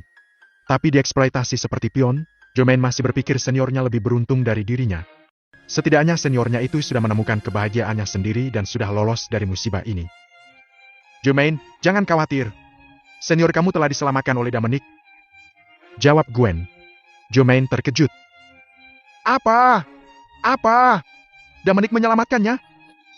Dia bergema tanpa suara di dalam hatinya. Kapan itu terjadi? Dan bagaimana dia menyelamatkan Darla? Apakah Dominic memiliki kekuatan untuk menyelamatkannya? Bukankah keempat tuan itu sudah menghentikannya? Banyak pertanyaan muncul di benaknya. Jika Dominic berani mengambil risiko seperti itu untuk menyelamatkan seniornya, maka pasti dia yang menghancurkan konstitusi tampan seniornya. Memikirkan hal ini, Jomain memandang Dominic dan berpikir bahwa dia adalah orang yang cukup bertanggung jawab. Saat Jomain ingin mengatakan sesuatu, dia disela. Ak! Rasa sakit yang menyayat hati menyapu tubuhnya. Sebuah rantai telah menembus dadanya dan masuk ke jantungnya, mulai menyerap esensi darahnya. Bersamaan dengan itu, rantai lainnya dimasukkan ke dalam tubuh Jomain dari berbagai arah. 9 rantai itu semuanya dimasukkan ke dalam tubuh Jomain. Salah satunya bahkan langsung masuk ke dalam hatinya. Tapi ini tidak akan menyebabkan kerusakan pada tubuh seorang Sage. Itu bisa pulih dengan kecepatan yang mencengangkan. Namun, Gwen dan yang lainnya semua mengerti bahwa rantai itu dimaksudkan untuk tujuan lain. Saat nafas Jomain semakin lemah, semua orang menyadari bahwa rantai itu menguras energi dan darahnya.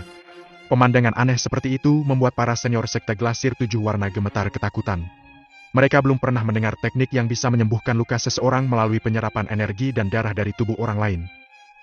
Mungkinkah itu semacam teknik gelap? Mereka bertanya-tanya. Beberapa dari mereka tidak bisa menerima pemandangan yang begitu menakutkan dan mulai mundur. Mereka segera membelakanginya dan melarikan diri dari tempat kejadian. Itu terlalu mengganggu untuk disaksikan lebih lama lagi. Sebaiknya kita mencari tempat untuk bersembunyi secepatnya. Mereka tidak ingin berakhir di tempat Jomain. Tapi nyatanya, mereka terlalu khawatir. Mereka tidak akan diberi perawatan karena Cui tidak akan mengambil esensi darah orang lain kecuali esensi darah Jomain. Tubuh Jomain sudah penuh dengan lubang oleh rantai. Efek samping dari penggunaan teknik pembakaran jiwa mulai berlaku. Tapi keempat tetua tertinggi berseri-seri bahagia. Mereka menjadi sangat bersemangat karena mereka tahu Tuan Louis mengkonsumsi konstitusi tampan. Maka sudah hampir waktunya ia bangun. Dia akan sepenuhnya terbangun dan pulih selama dia selesai menyerap konstitusi menawan. Mereka senang bahwa mereka berempat telah memenuhi harapan Tuan Louis dan menyelesaikan misi mereka. Meskipun ada beberapa kecelakaan di sepanjang jalan, hasilnya masih memuaskan. Itu sudah cukup bagi mereka. Hanya hasil yang penting. Rasa sakit yang hebat menguasai Yomain. Tapi dia harus mengertakkan gigi dan menanggungnya. Bagaimanapun, dia telah melalui rasa sakit yang jauh lebih hebat dari ini saat dia meningkatkan kekuatannya. Jika dia bisa melewati itu, dia pasti bisa melewati ini. Tapi apa yang membuat Yomain panik adalah bahwa kekuatan hidup dan darahnya disedot oleh rantai kebencian, menjadi nutrisi bagi orang lain. Tidak butuh waktu lama sebelum dia dibiarkan kering seperti mayat. Yomain tidak menyangka dia akan mati seperti ini. Itu sangat memalukan baginya. Dia mulai khawatir jika akan ada seseorang yang mengumpulkan mayatnya dan memberinya penguburan yang layak. Dia berharap Dominic bisa membawa tubuhnya kembali ke bumi untuk dimakamkan jika memungkinkan. Itu adalah dunia asalnya. Setiap orang ingin memiliki jenazah mereka kembali ke tanah air mereka setelah kematian mereka, bukan? Tidak ada yang ingin mati sendirian di negeri asing. Di bawah area terlarang, energi dan darah yang diserap oleh 9 rantai ditransmisikan ke Cold Pan. Tuan detak jantung Louis menjadi lebih kuat bukan lemah. Organ tubuhnya yang lain juga pulih dengan cepat. Tiba-tiba, matanya terbuka dan memancarkan 2 garis cahaya biru yang menerangi seluruh kolam dingin. Kemudian, 2 garis cahaya biru melesat dari kolam dan langsung meroket ke langit. Ketika keempat tetua tertinggi melihat 2 sinar di langit, mereka terlihat lebih bersemangat dan meneteskan air mata kegembiraan. Tuan Louis akhirnya kembali ke alam sadar. Iya nih, kami telah menunggu hari ini terlalu lama. Sangat disayangkan bahwa kami tidak bisa menemanimu di masa depan lagi, Tuan Louis. Tidak, aku percaya Tuan Louis tidak akan meninggalkan kita. Dia akan menemukan cara untuk menyelamatkan kita. Keempat saudara perempuan itu tidak dapat mengucapkan dengan benar karena mereka terus-menerus batuk. Terlihat jelas kondisi fisik mereka yang memprihatinkan. Rasanya tidak mungkin tinggal di Cuit dengan kekuatan mereka saat ini. Sebagai keturunan lineal dari keluarga Bloom, Cuit tidak pernah berpikir untuk menyimpan 4 orang yang tidak berguna di sisinya. Dia hanya ingin mereka yang rela mengorbankan nyawa untuk melindunginya dengan cara apapun untuk diri mereka sendiri. Tapi tentu saja, ada juga kemungkinan bahwa Cuit mungkin berusaha keras untuk menyembuhkan keempat tetua. Tapi itu tergantung pada suasana hati Cuit. Olga dan yang lainnya telah bersiap selama 1 juta tahun untuk membantunya pulih. Pada akhirnya, mereka bahkan mengorbankan diri mereka sendiri. Tapi tidak ada yang tahu apakah Tuan Louis akan berterima kasih atas usaha mereka. Faktanya, sebagai keturunan garis keturunan dari keluarga bangsawan, dia, seperti banyak dari jenisnya, terlalu elitis untuk peduli dengan orang-orang di bawah pangkatnya.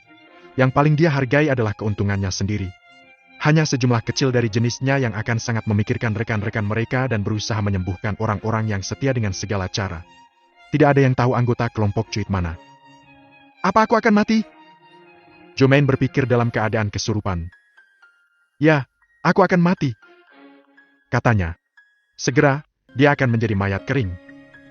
Sebaiknya aku tidak membiarkan Dominic membawaku kembali ke bumi. Dia berpikir. Dia tidak ingin dia melihatnya tampak seperti mumi. Saat itu, rantai menyerap 80% esensi darah Yomain dan darah biasa.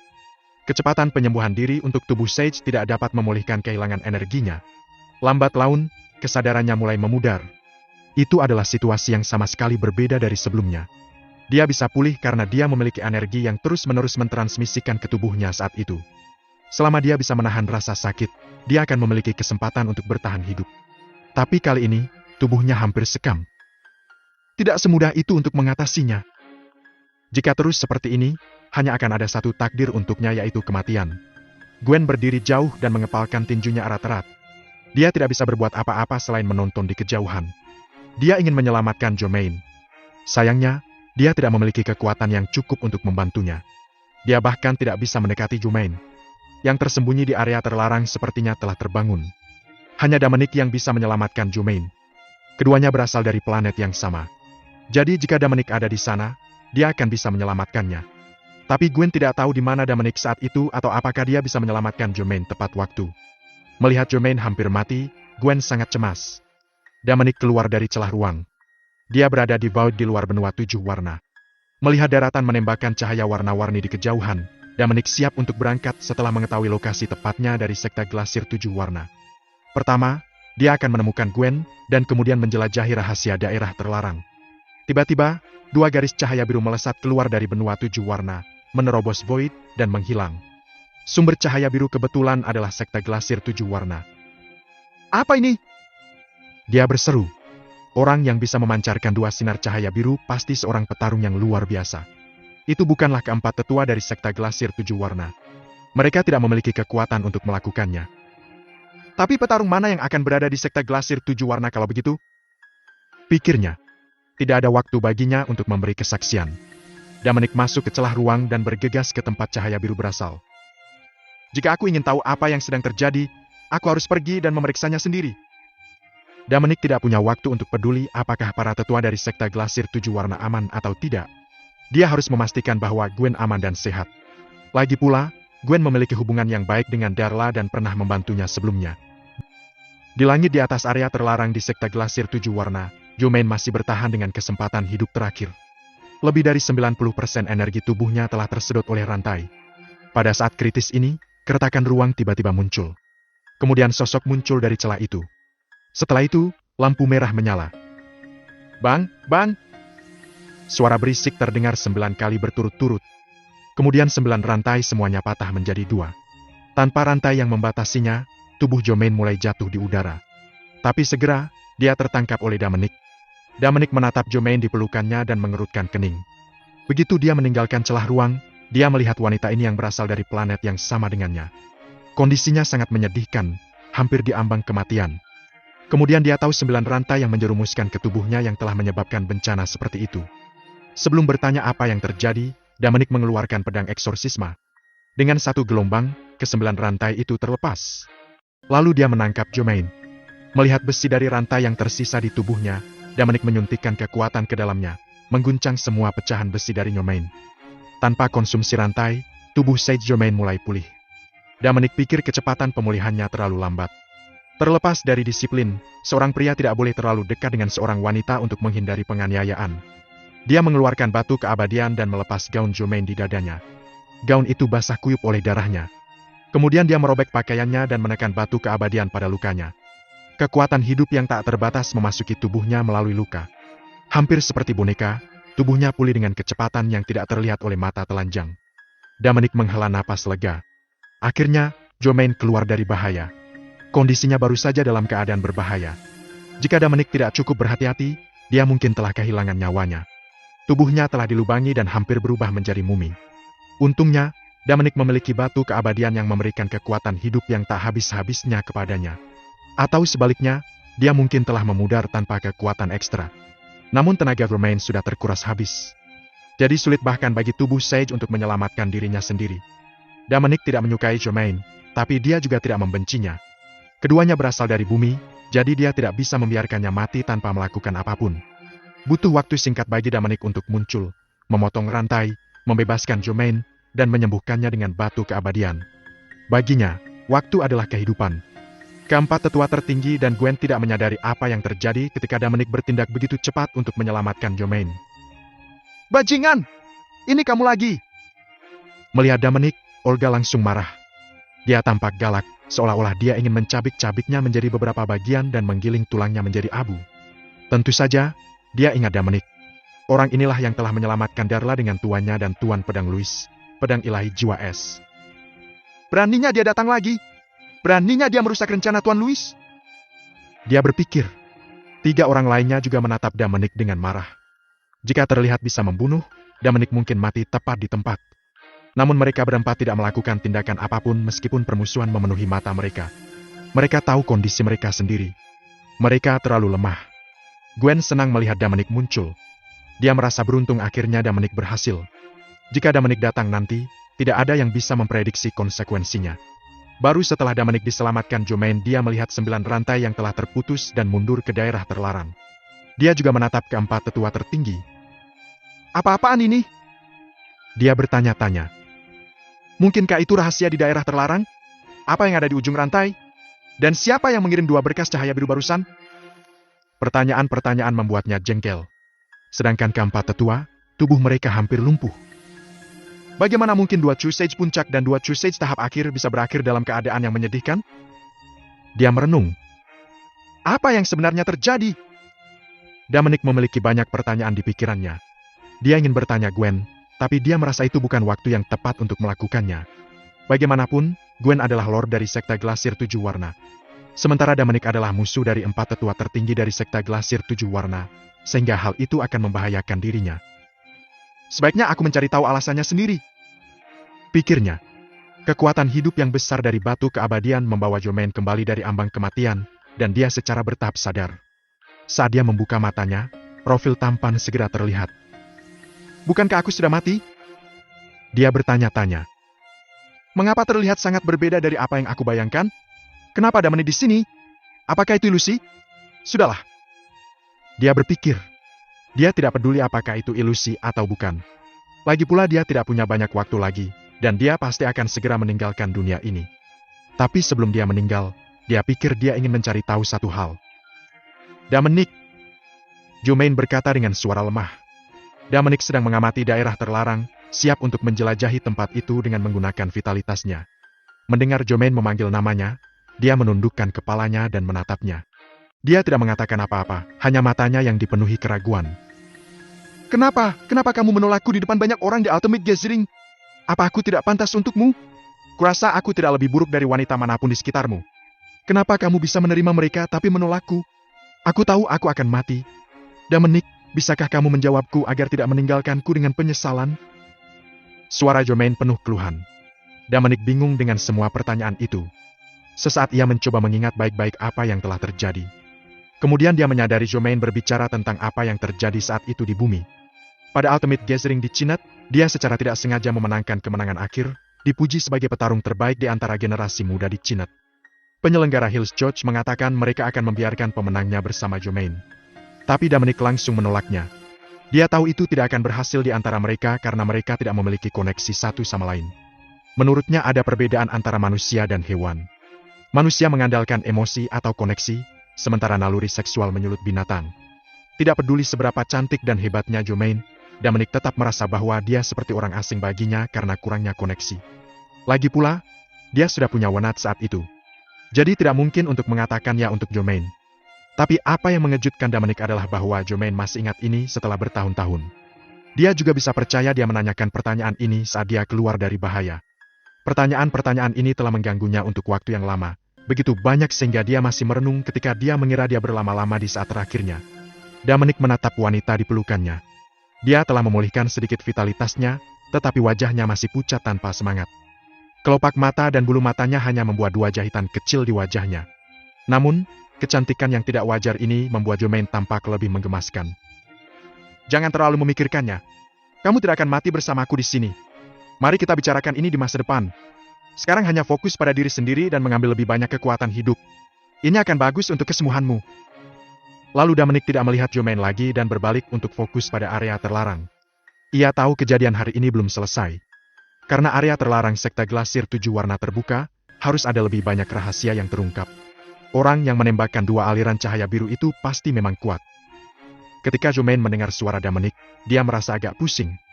Terakhir kali dia tidak sadar dan berhalusinasi. Dominic tidak menjawab seperti ini. "Kok dia lembut banget kali ini?" Dia bertanya-tanya. Dia mendengarkan Dominic dan mencoba untuk fokus pada kondisinya. Kondisinya sangat buruk sehingga dia mungkin akan pingsan sebentar lagi.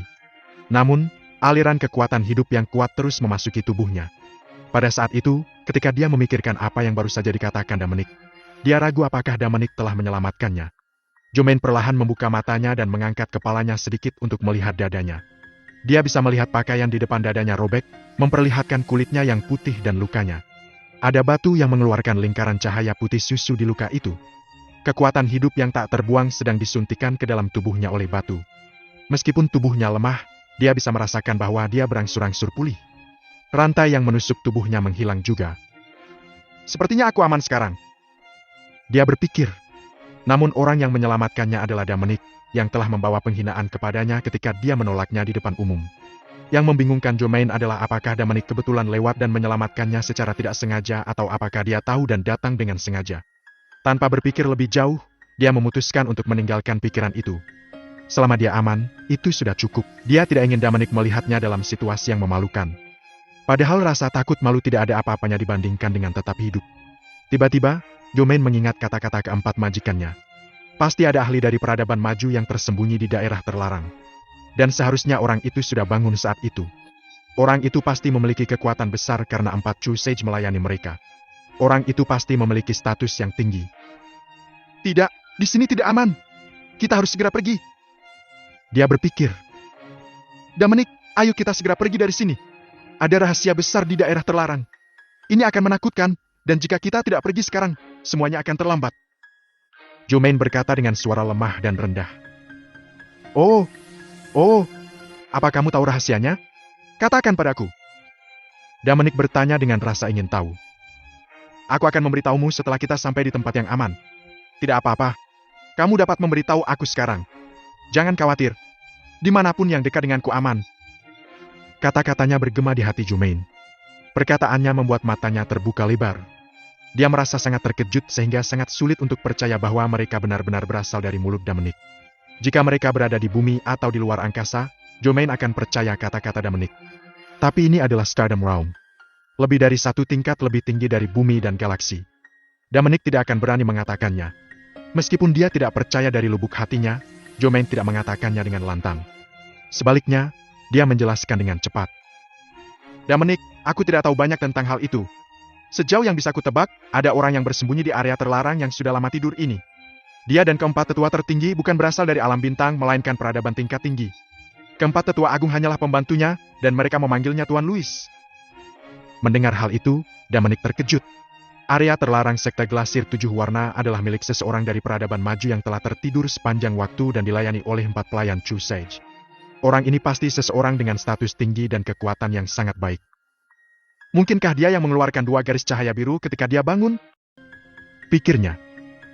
Bagian mana dari pria itu yang mengeluarkan cahaya? Apakah itu matanya? Dia pasti sudah tidur selama jutaan tahun. Dan itu pertama kalinya dia membuka matanya dan mengeluarkan energi sekuat itu. Ini akan menjadi orang yang sulit untuk ditangani. Dominic terus berpikir. Mungkinkah dia petarung dalam daftar ilahi Void? Dia bertanya-tanya. Dominic tidak bisa menahan rasa gugup. Jika orang itu adalah seorang pejuang dalam daftar ilahi Pravoid, Dominic mungkin masih menyaingi dia dan pengikutnya sendiri. Tetapi jika orang itu adalah petarung dalam daftar ilahi Void, maka bahkan jika dia memiliki 3 klon, dia mungkin masih bukan tandingannya.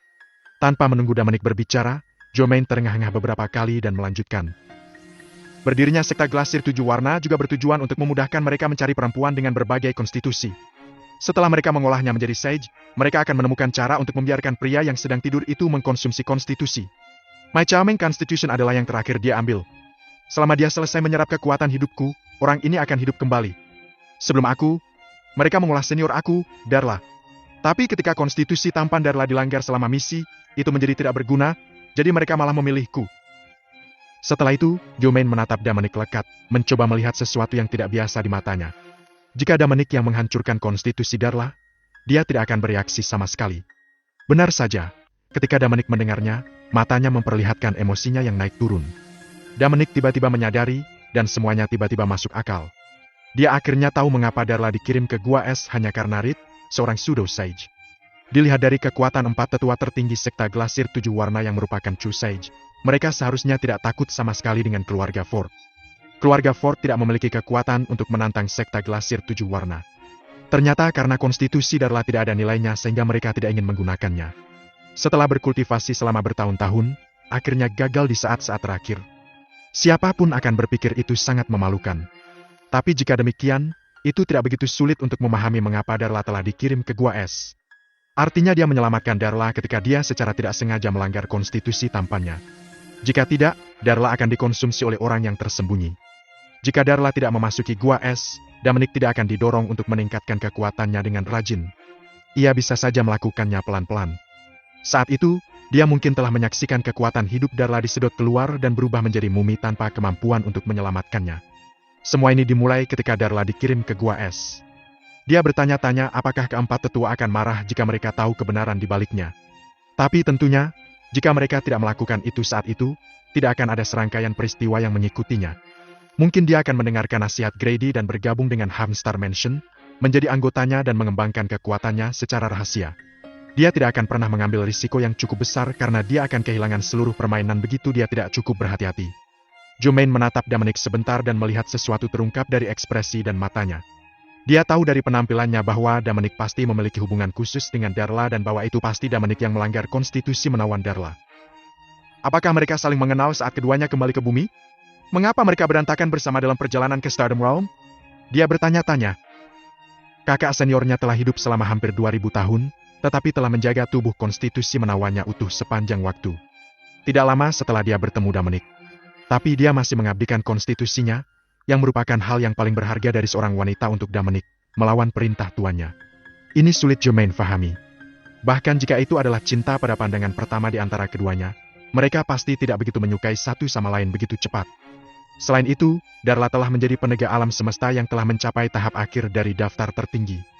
Sedangkan Dominic baru saja memasuki alam abadi. Ada kesenjangan besar antara status dan kekuatan mereka. Namun, ternyata pilihan Darla tepat. Germain memikirkan kemungkinan lain. Darla mungkin telah lama menemukan rahasia daerah terlarang dan tidak ingin menjadi makanan orang lain, jadi dia mengambil risiko melarikan diri dengan cara ini. Dia tidak tahu dia telah melakukan hal yang benar. Meskipun dikurung di gua es oleh tuannya sangat keterlaluan, dia masih diselamatkan oleh pria yang dia inginkan. Meski ada beberapa cacat di sepanjang jalan, setidaknya takdir Darla memuaskan. Saat mereka berdua tenggelam dalam perenungan mereka, Dominic tiba-tiba menyipitkan matanya. Jadi ada rahasia seperti itu di daerah terlarang, tapi kita tidak bisa pergi meski kita menginginkannya sekarang. Bagaimana perasaan kamu? Bisakah kamu pergi dari sini sendiri? Tidak. Aku belum pulih, dan tubuhku tidak bisa bergerak sama sekali. Jangan lepaskan aku. Germain buru-buru menggelengkan kepalanya dan menjawab. Pada saat yang sama, dia meraih pakaian Dominic dan memegangi lengannya dengan erat. Dia takut Dominic akan menurunkannya. Melihat ini, Dominic tidak bisa berkata-kata tentang kebohongannya. Dominic bisa merasakan Germain harus memulihkan kekuatannya sehingga dia mengepalkan lengannya begitu erat. Tapi bukan saatnya untuk tawar-menawar karena orang yang bersembunyi di area terlarang sudah mulai beraksi. Sekali lagi, 9 rantai ditembakkan dari daerah terlarang dan menjangkau Dominic dan Germain. Mereka bergerak sangat cepat hingga hampir seketika mendekati keduanya. Germain menyadari bahayanya dan memenamkan kepalanya di pelukan Dominic, merengkuhnya erat-erat. Dia tidak akan pernah melepaskannya, bahkan jika mereka mati di tempat. Dominic tidak punya pilihan selain meraih Germain dan menghindari serangan rantai. Tapi 9 rantai itu sepertinya memiliki mata dan terus mengejar mereka. Beberapa membuat beberapa belokan dan menyerang Dominic ke arah lain. 9 rantai berkolaborasi dengan sangat baik, menghalangi semua arah Dominic pergi. Bahkan jika Dominic mencoba untuk bersembunyi di ruang dimensi tinggi, rantai bisa mengikutinya dan tepat menemukan posisinya. Rantai ini seperti monster dengan tentakel, menyerang Dominic tanpa henti. Dominic terpaksa menghindar terus-menerus. Dia tahu seseorang memanipulasi sesuatu. Melihat tidak ada gunanya menghindar lebih lama lagi, dia melepaskan strategi ini dan memutuskan untuk menerima serangan rantai secara langsung. Bang! Suara pedang eksorsisma yang beradu dengan rantai terdengar di udara. Setiap kali Dominic mengacungkan pedang pengusiran setan, satu rantai akan terputus. Lambat laun, Dominic menemukan sesuatu yang salah dan mengerutkan kening. 9 rantai tampak beregenerasi karena dia tidak bisa memotong semuanya, tidak peduli seberapa keras dia mencoba. Dia tidak tahu terbuat dari bahan apa, tapi akan tumbuh utuh setelah dipotong. Jika Dominic tidak menggunakan pedang pengusiran setan, mungkin sulit baginya untuk memotong rantai. Dominic melayang di udara dengan Germain di pelukannya. Dia memegang pedang dengan tangan kanannya untuk menangkis serangan rantai. Tidak peduli apakah rantai menyerangnya dari atas atau bawah, depan atau belakang, kiri atau kanan, Dominic bisa menangkisnya. Saat rantai meningkatkan kecepatan serangan mereka, Dominic hampir tidak tahu di mana rantai itu menyerang dengan cepat. Saat itu, penghalang oval merah terbentuk mengelilingi tubuh Dominic, menyelimuti mereka berdua dengan erat dalam perlindungan. Suara benturan terdengar di sekitar pembatas. Rantai jatuh dari langit satu demi satu setelah mereka gagal menyerang, tetapi segera mereka berkumpul dan berlari ke arah Dominic lagi. Gwen dan para senior lainnya dari Sekta Glasir 7 Warna menyaksikan pemandangan yang luar biasa itu dengan kagum. Buntut dari setiap tabrakan menyebar, membuat mereka merasa begitu tak berdaya. Mereka seperti perahu kecil yang dipukuli ombak tanpa daya di laut, bergoyang ke kiri dan ke kanan dalam amukan ombak. Untungnya, penghalang telah menahan rantai di teluk. Jika tidak, mereka tidak akan bisa berdiri utuh di sana. Waktu terus berjalan. Segera Dominic mulai tidak sabar. Dengan kekuatannya pada daftar ilahi Pravoid, dia merasa tidak layak untuk bersembunyi jauh dari serangan tanpa bisa menunjukkan kekuatannya yang sebenarnya. Dia tahu rantai tidak akan pernah berhasil menembus penghalang. Tapi Dominic tidak ingin membuang-buang waktu lagi. Dia ingin mengusir orang itu dari daerah itu karena dia baru saja bangun tidur dan belum pulih total. Dominic sangat ingin melihat orang seperti apa pria ini. Boom! Aura di tubuh Dominic meletus dan meledakkan 9 rantai. Pada saat yang sama, dia memegang pedang eksorsisme di tangannya dan bergumam di dalam hatinya. Hukum pedang pembunuh iblis! Dia merapal dan melambaikan pedangnya ke arah dari mana rantai itu menjangkau, memancarkan cahaya merah yang menyilaukan. Gwen dan yang lainnya dibutakan sementara oleh lampu merah. Dominic hanya menggunakan efektivitas tempur seorang Raja Sage.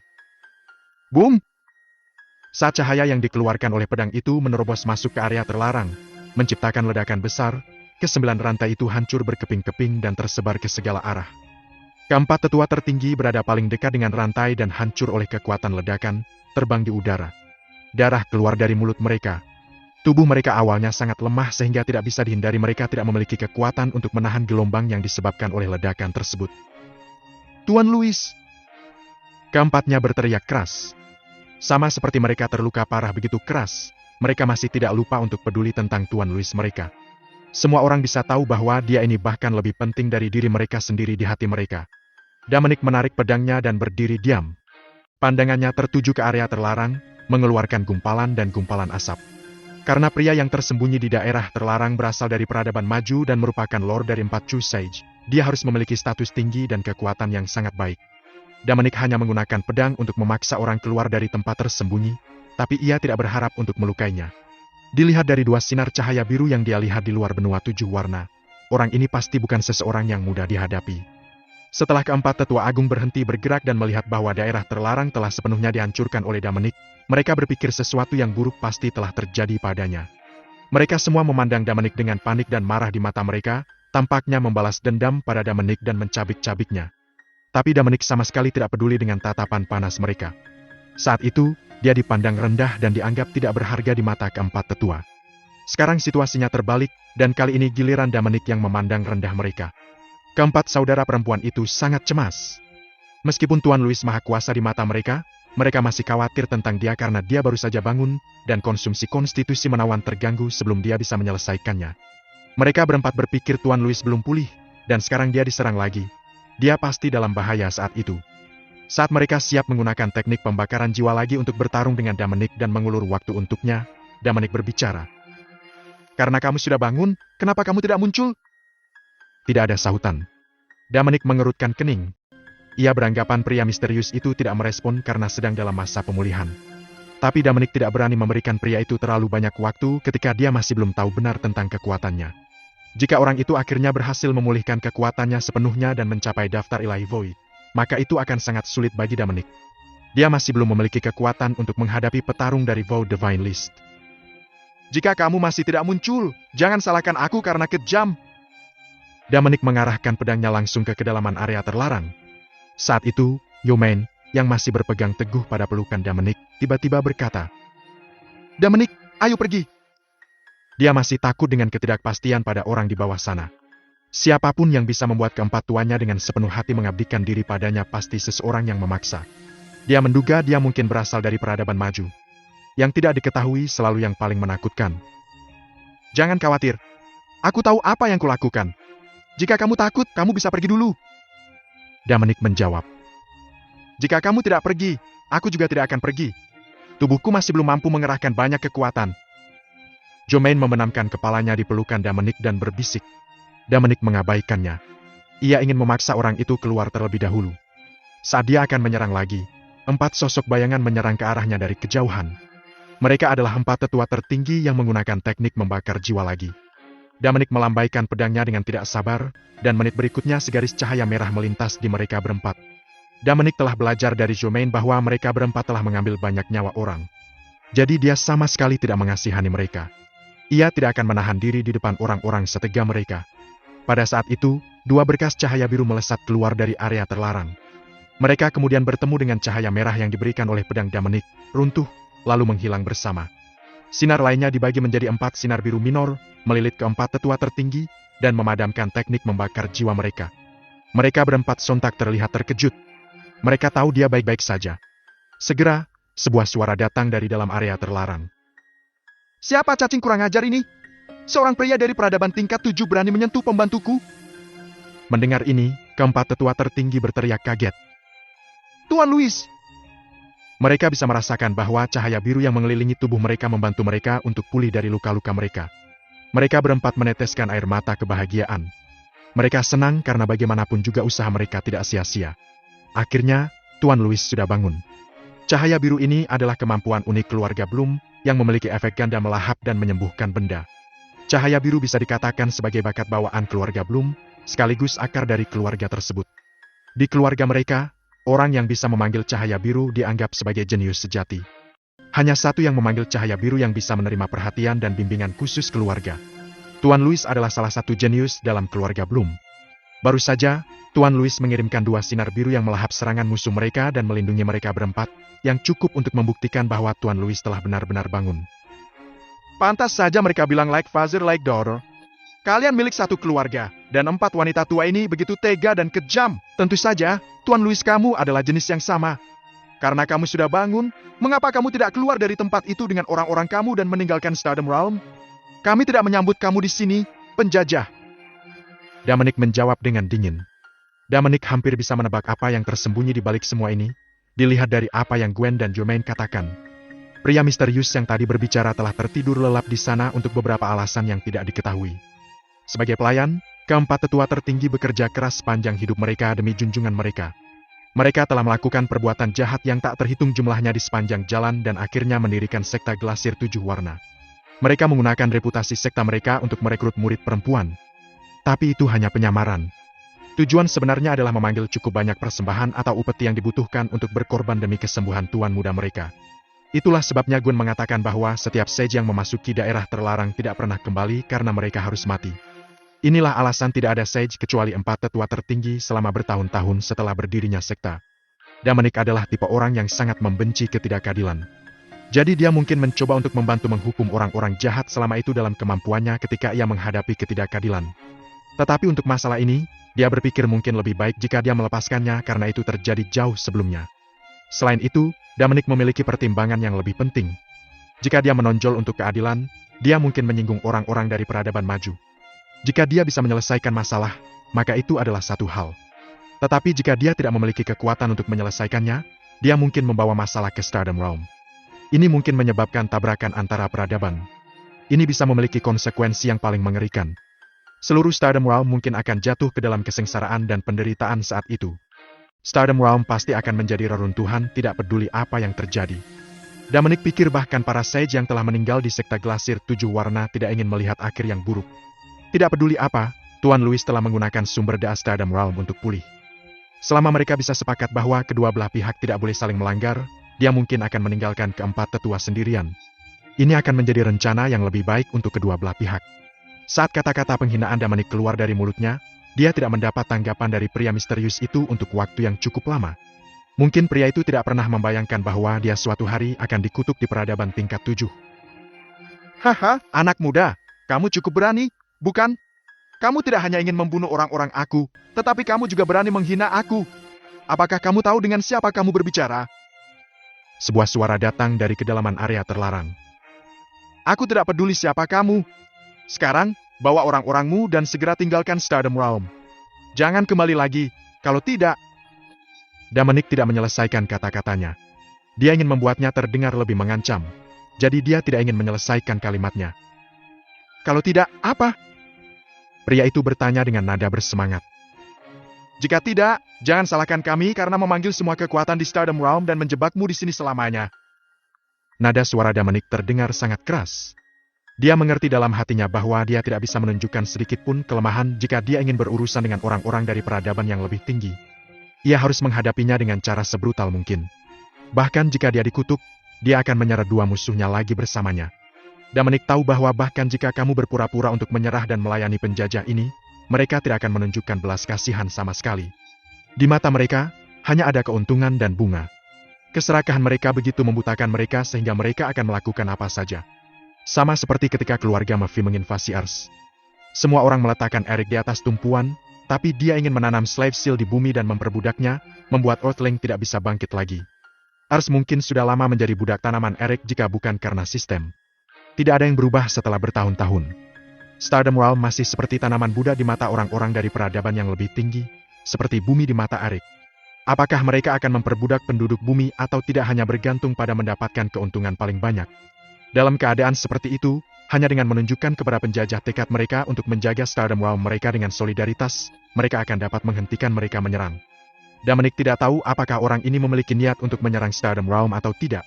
Tapi ia harus melakukan persiapan lengkap. Hahaha.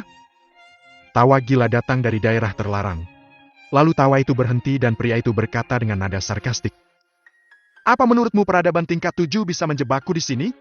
Kamu terlalu naif? Atau aku harus bilang kamu terlalu cuek? Terserah apa katamu, jika menurutmu kami tidak bisa menjebakmu, kamu bisa mencobanya. Kami akan memberimu pelajaran. Apa kamu mengancamku? Ini bukan ancaman.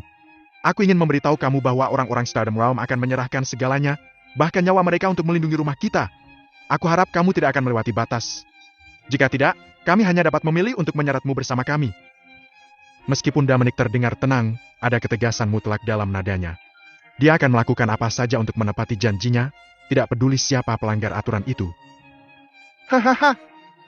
Lalu pria itu tertawa seram di area terlarang. Sepertinya dia menertawakan ketidaktahuan Dominic. Anak muda, kamu telah mengancam orang yang salah. Kamu harus tahu di depan kekuatan absolut, setiap ancaman berani akan mempercepat kehancuran kamu sendiri. Kalian hanyalah sekelompok orang dengan pengetahuan yang dangkal. Apakah kamu benar-benar berpikir kamu bisa menjebak aku? Sungguh konyol. Hari ini, aku akan membiarkanmu mengalami ketakutan saat menghadapi peradaban maju. Tidak peduli seberapa keras kamu mencoba, kamu hanya terlihat sangat kecil dan tidak berdaya seperti serangga di mataku. Kalian hanyalah serangga sehingga aku bisa menghancurkan kalian semua dengan satu cap. Begitu dia selesai berbicara, cahaya biru yang menyilaukan melesat ke langit dari daerah terlarang. Itu lebih megah daripada dua balok Dominic lihat di luar benua 7 warna. Cahayanya seakan menembus seluruh langit. Saat lawan Dominic menjadi lebih marah, dia menyipitkan matanya. Di benua legendaris, Stellan sibuk menangani urusan aliansi suci. Tiba-tiba, dia merasakan sesuatu. Dia mengangkat kepalanya dan melihat melalui vault tak berujung ke arah benua 7 warna. Kemudian, dia membuang dokumen di tangannya dan melangkah ke celah ruang, bergegas menuju benua 7 warna. Pada saat yang sama, Annes Higgins, Clark Jabr, Jude Jervis, Amelia Johnston dari Longevity Island, dan Yunus Graham dari Sword Heights, yang semuanya dikenal sebagai petarung Sage King di Stardom Realm, semuanya merasakan kemunculan mendadak aura yang sangat besar ini. Dia segera merobek penghalang spasial dan memasuki ruang 8 dimensi, bergegas dengan kecepatan tercepatnya.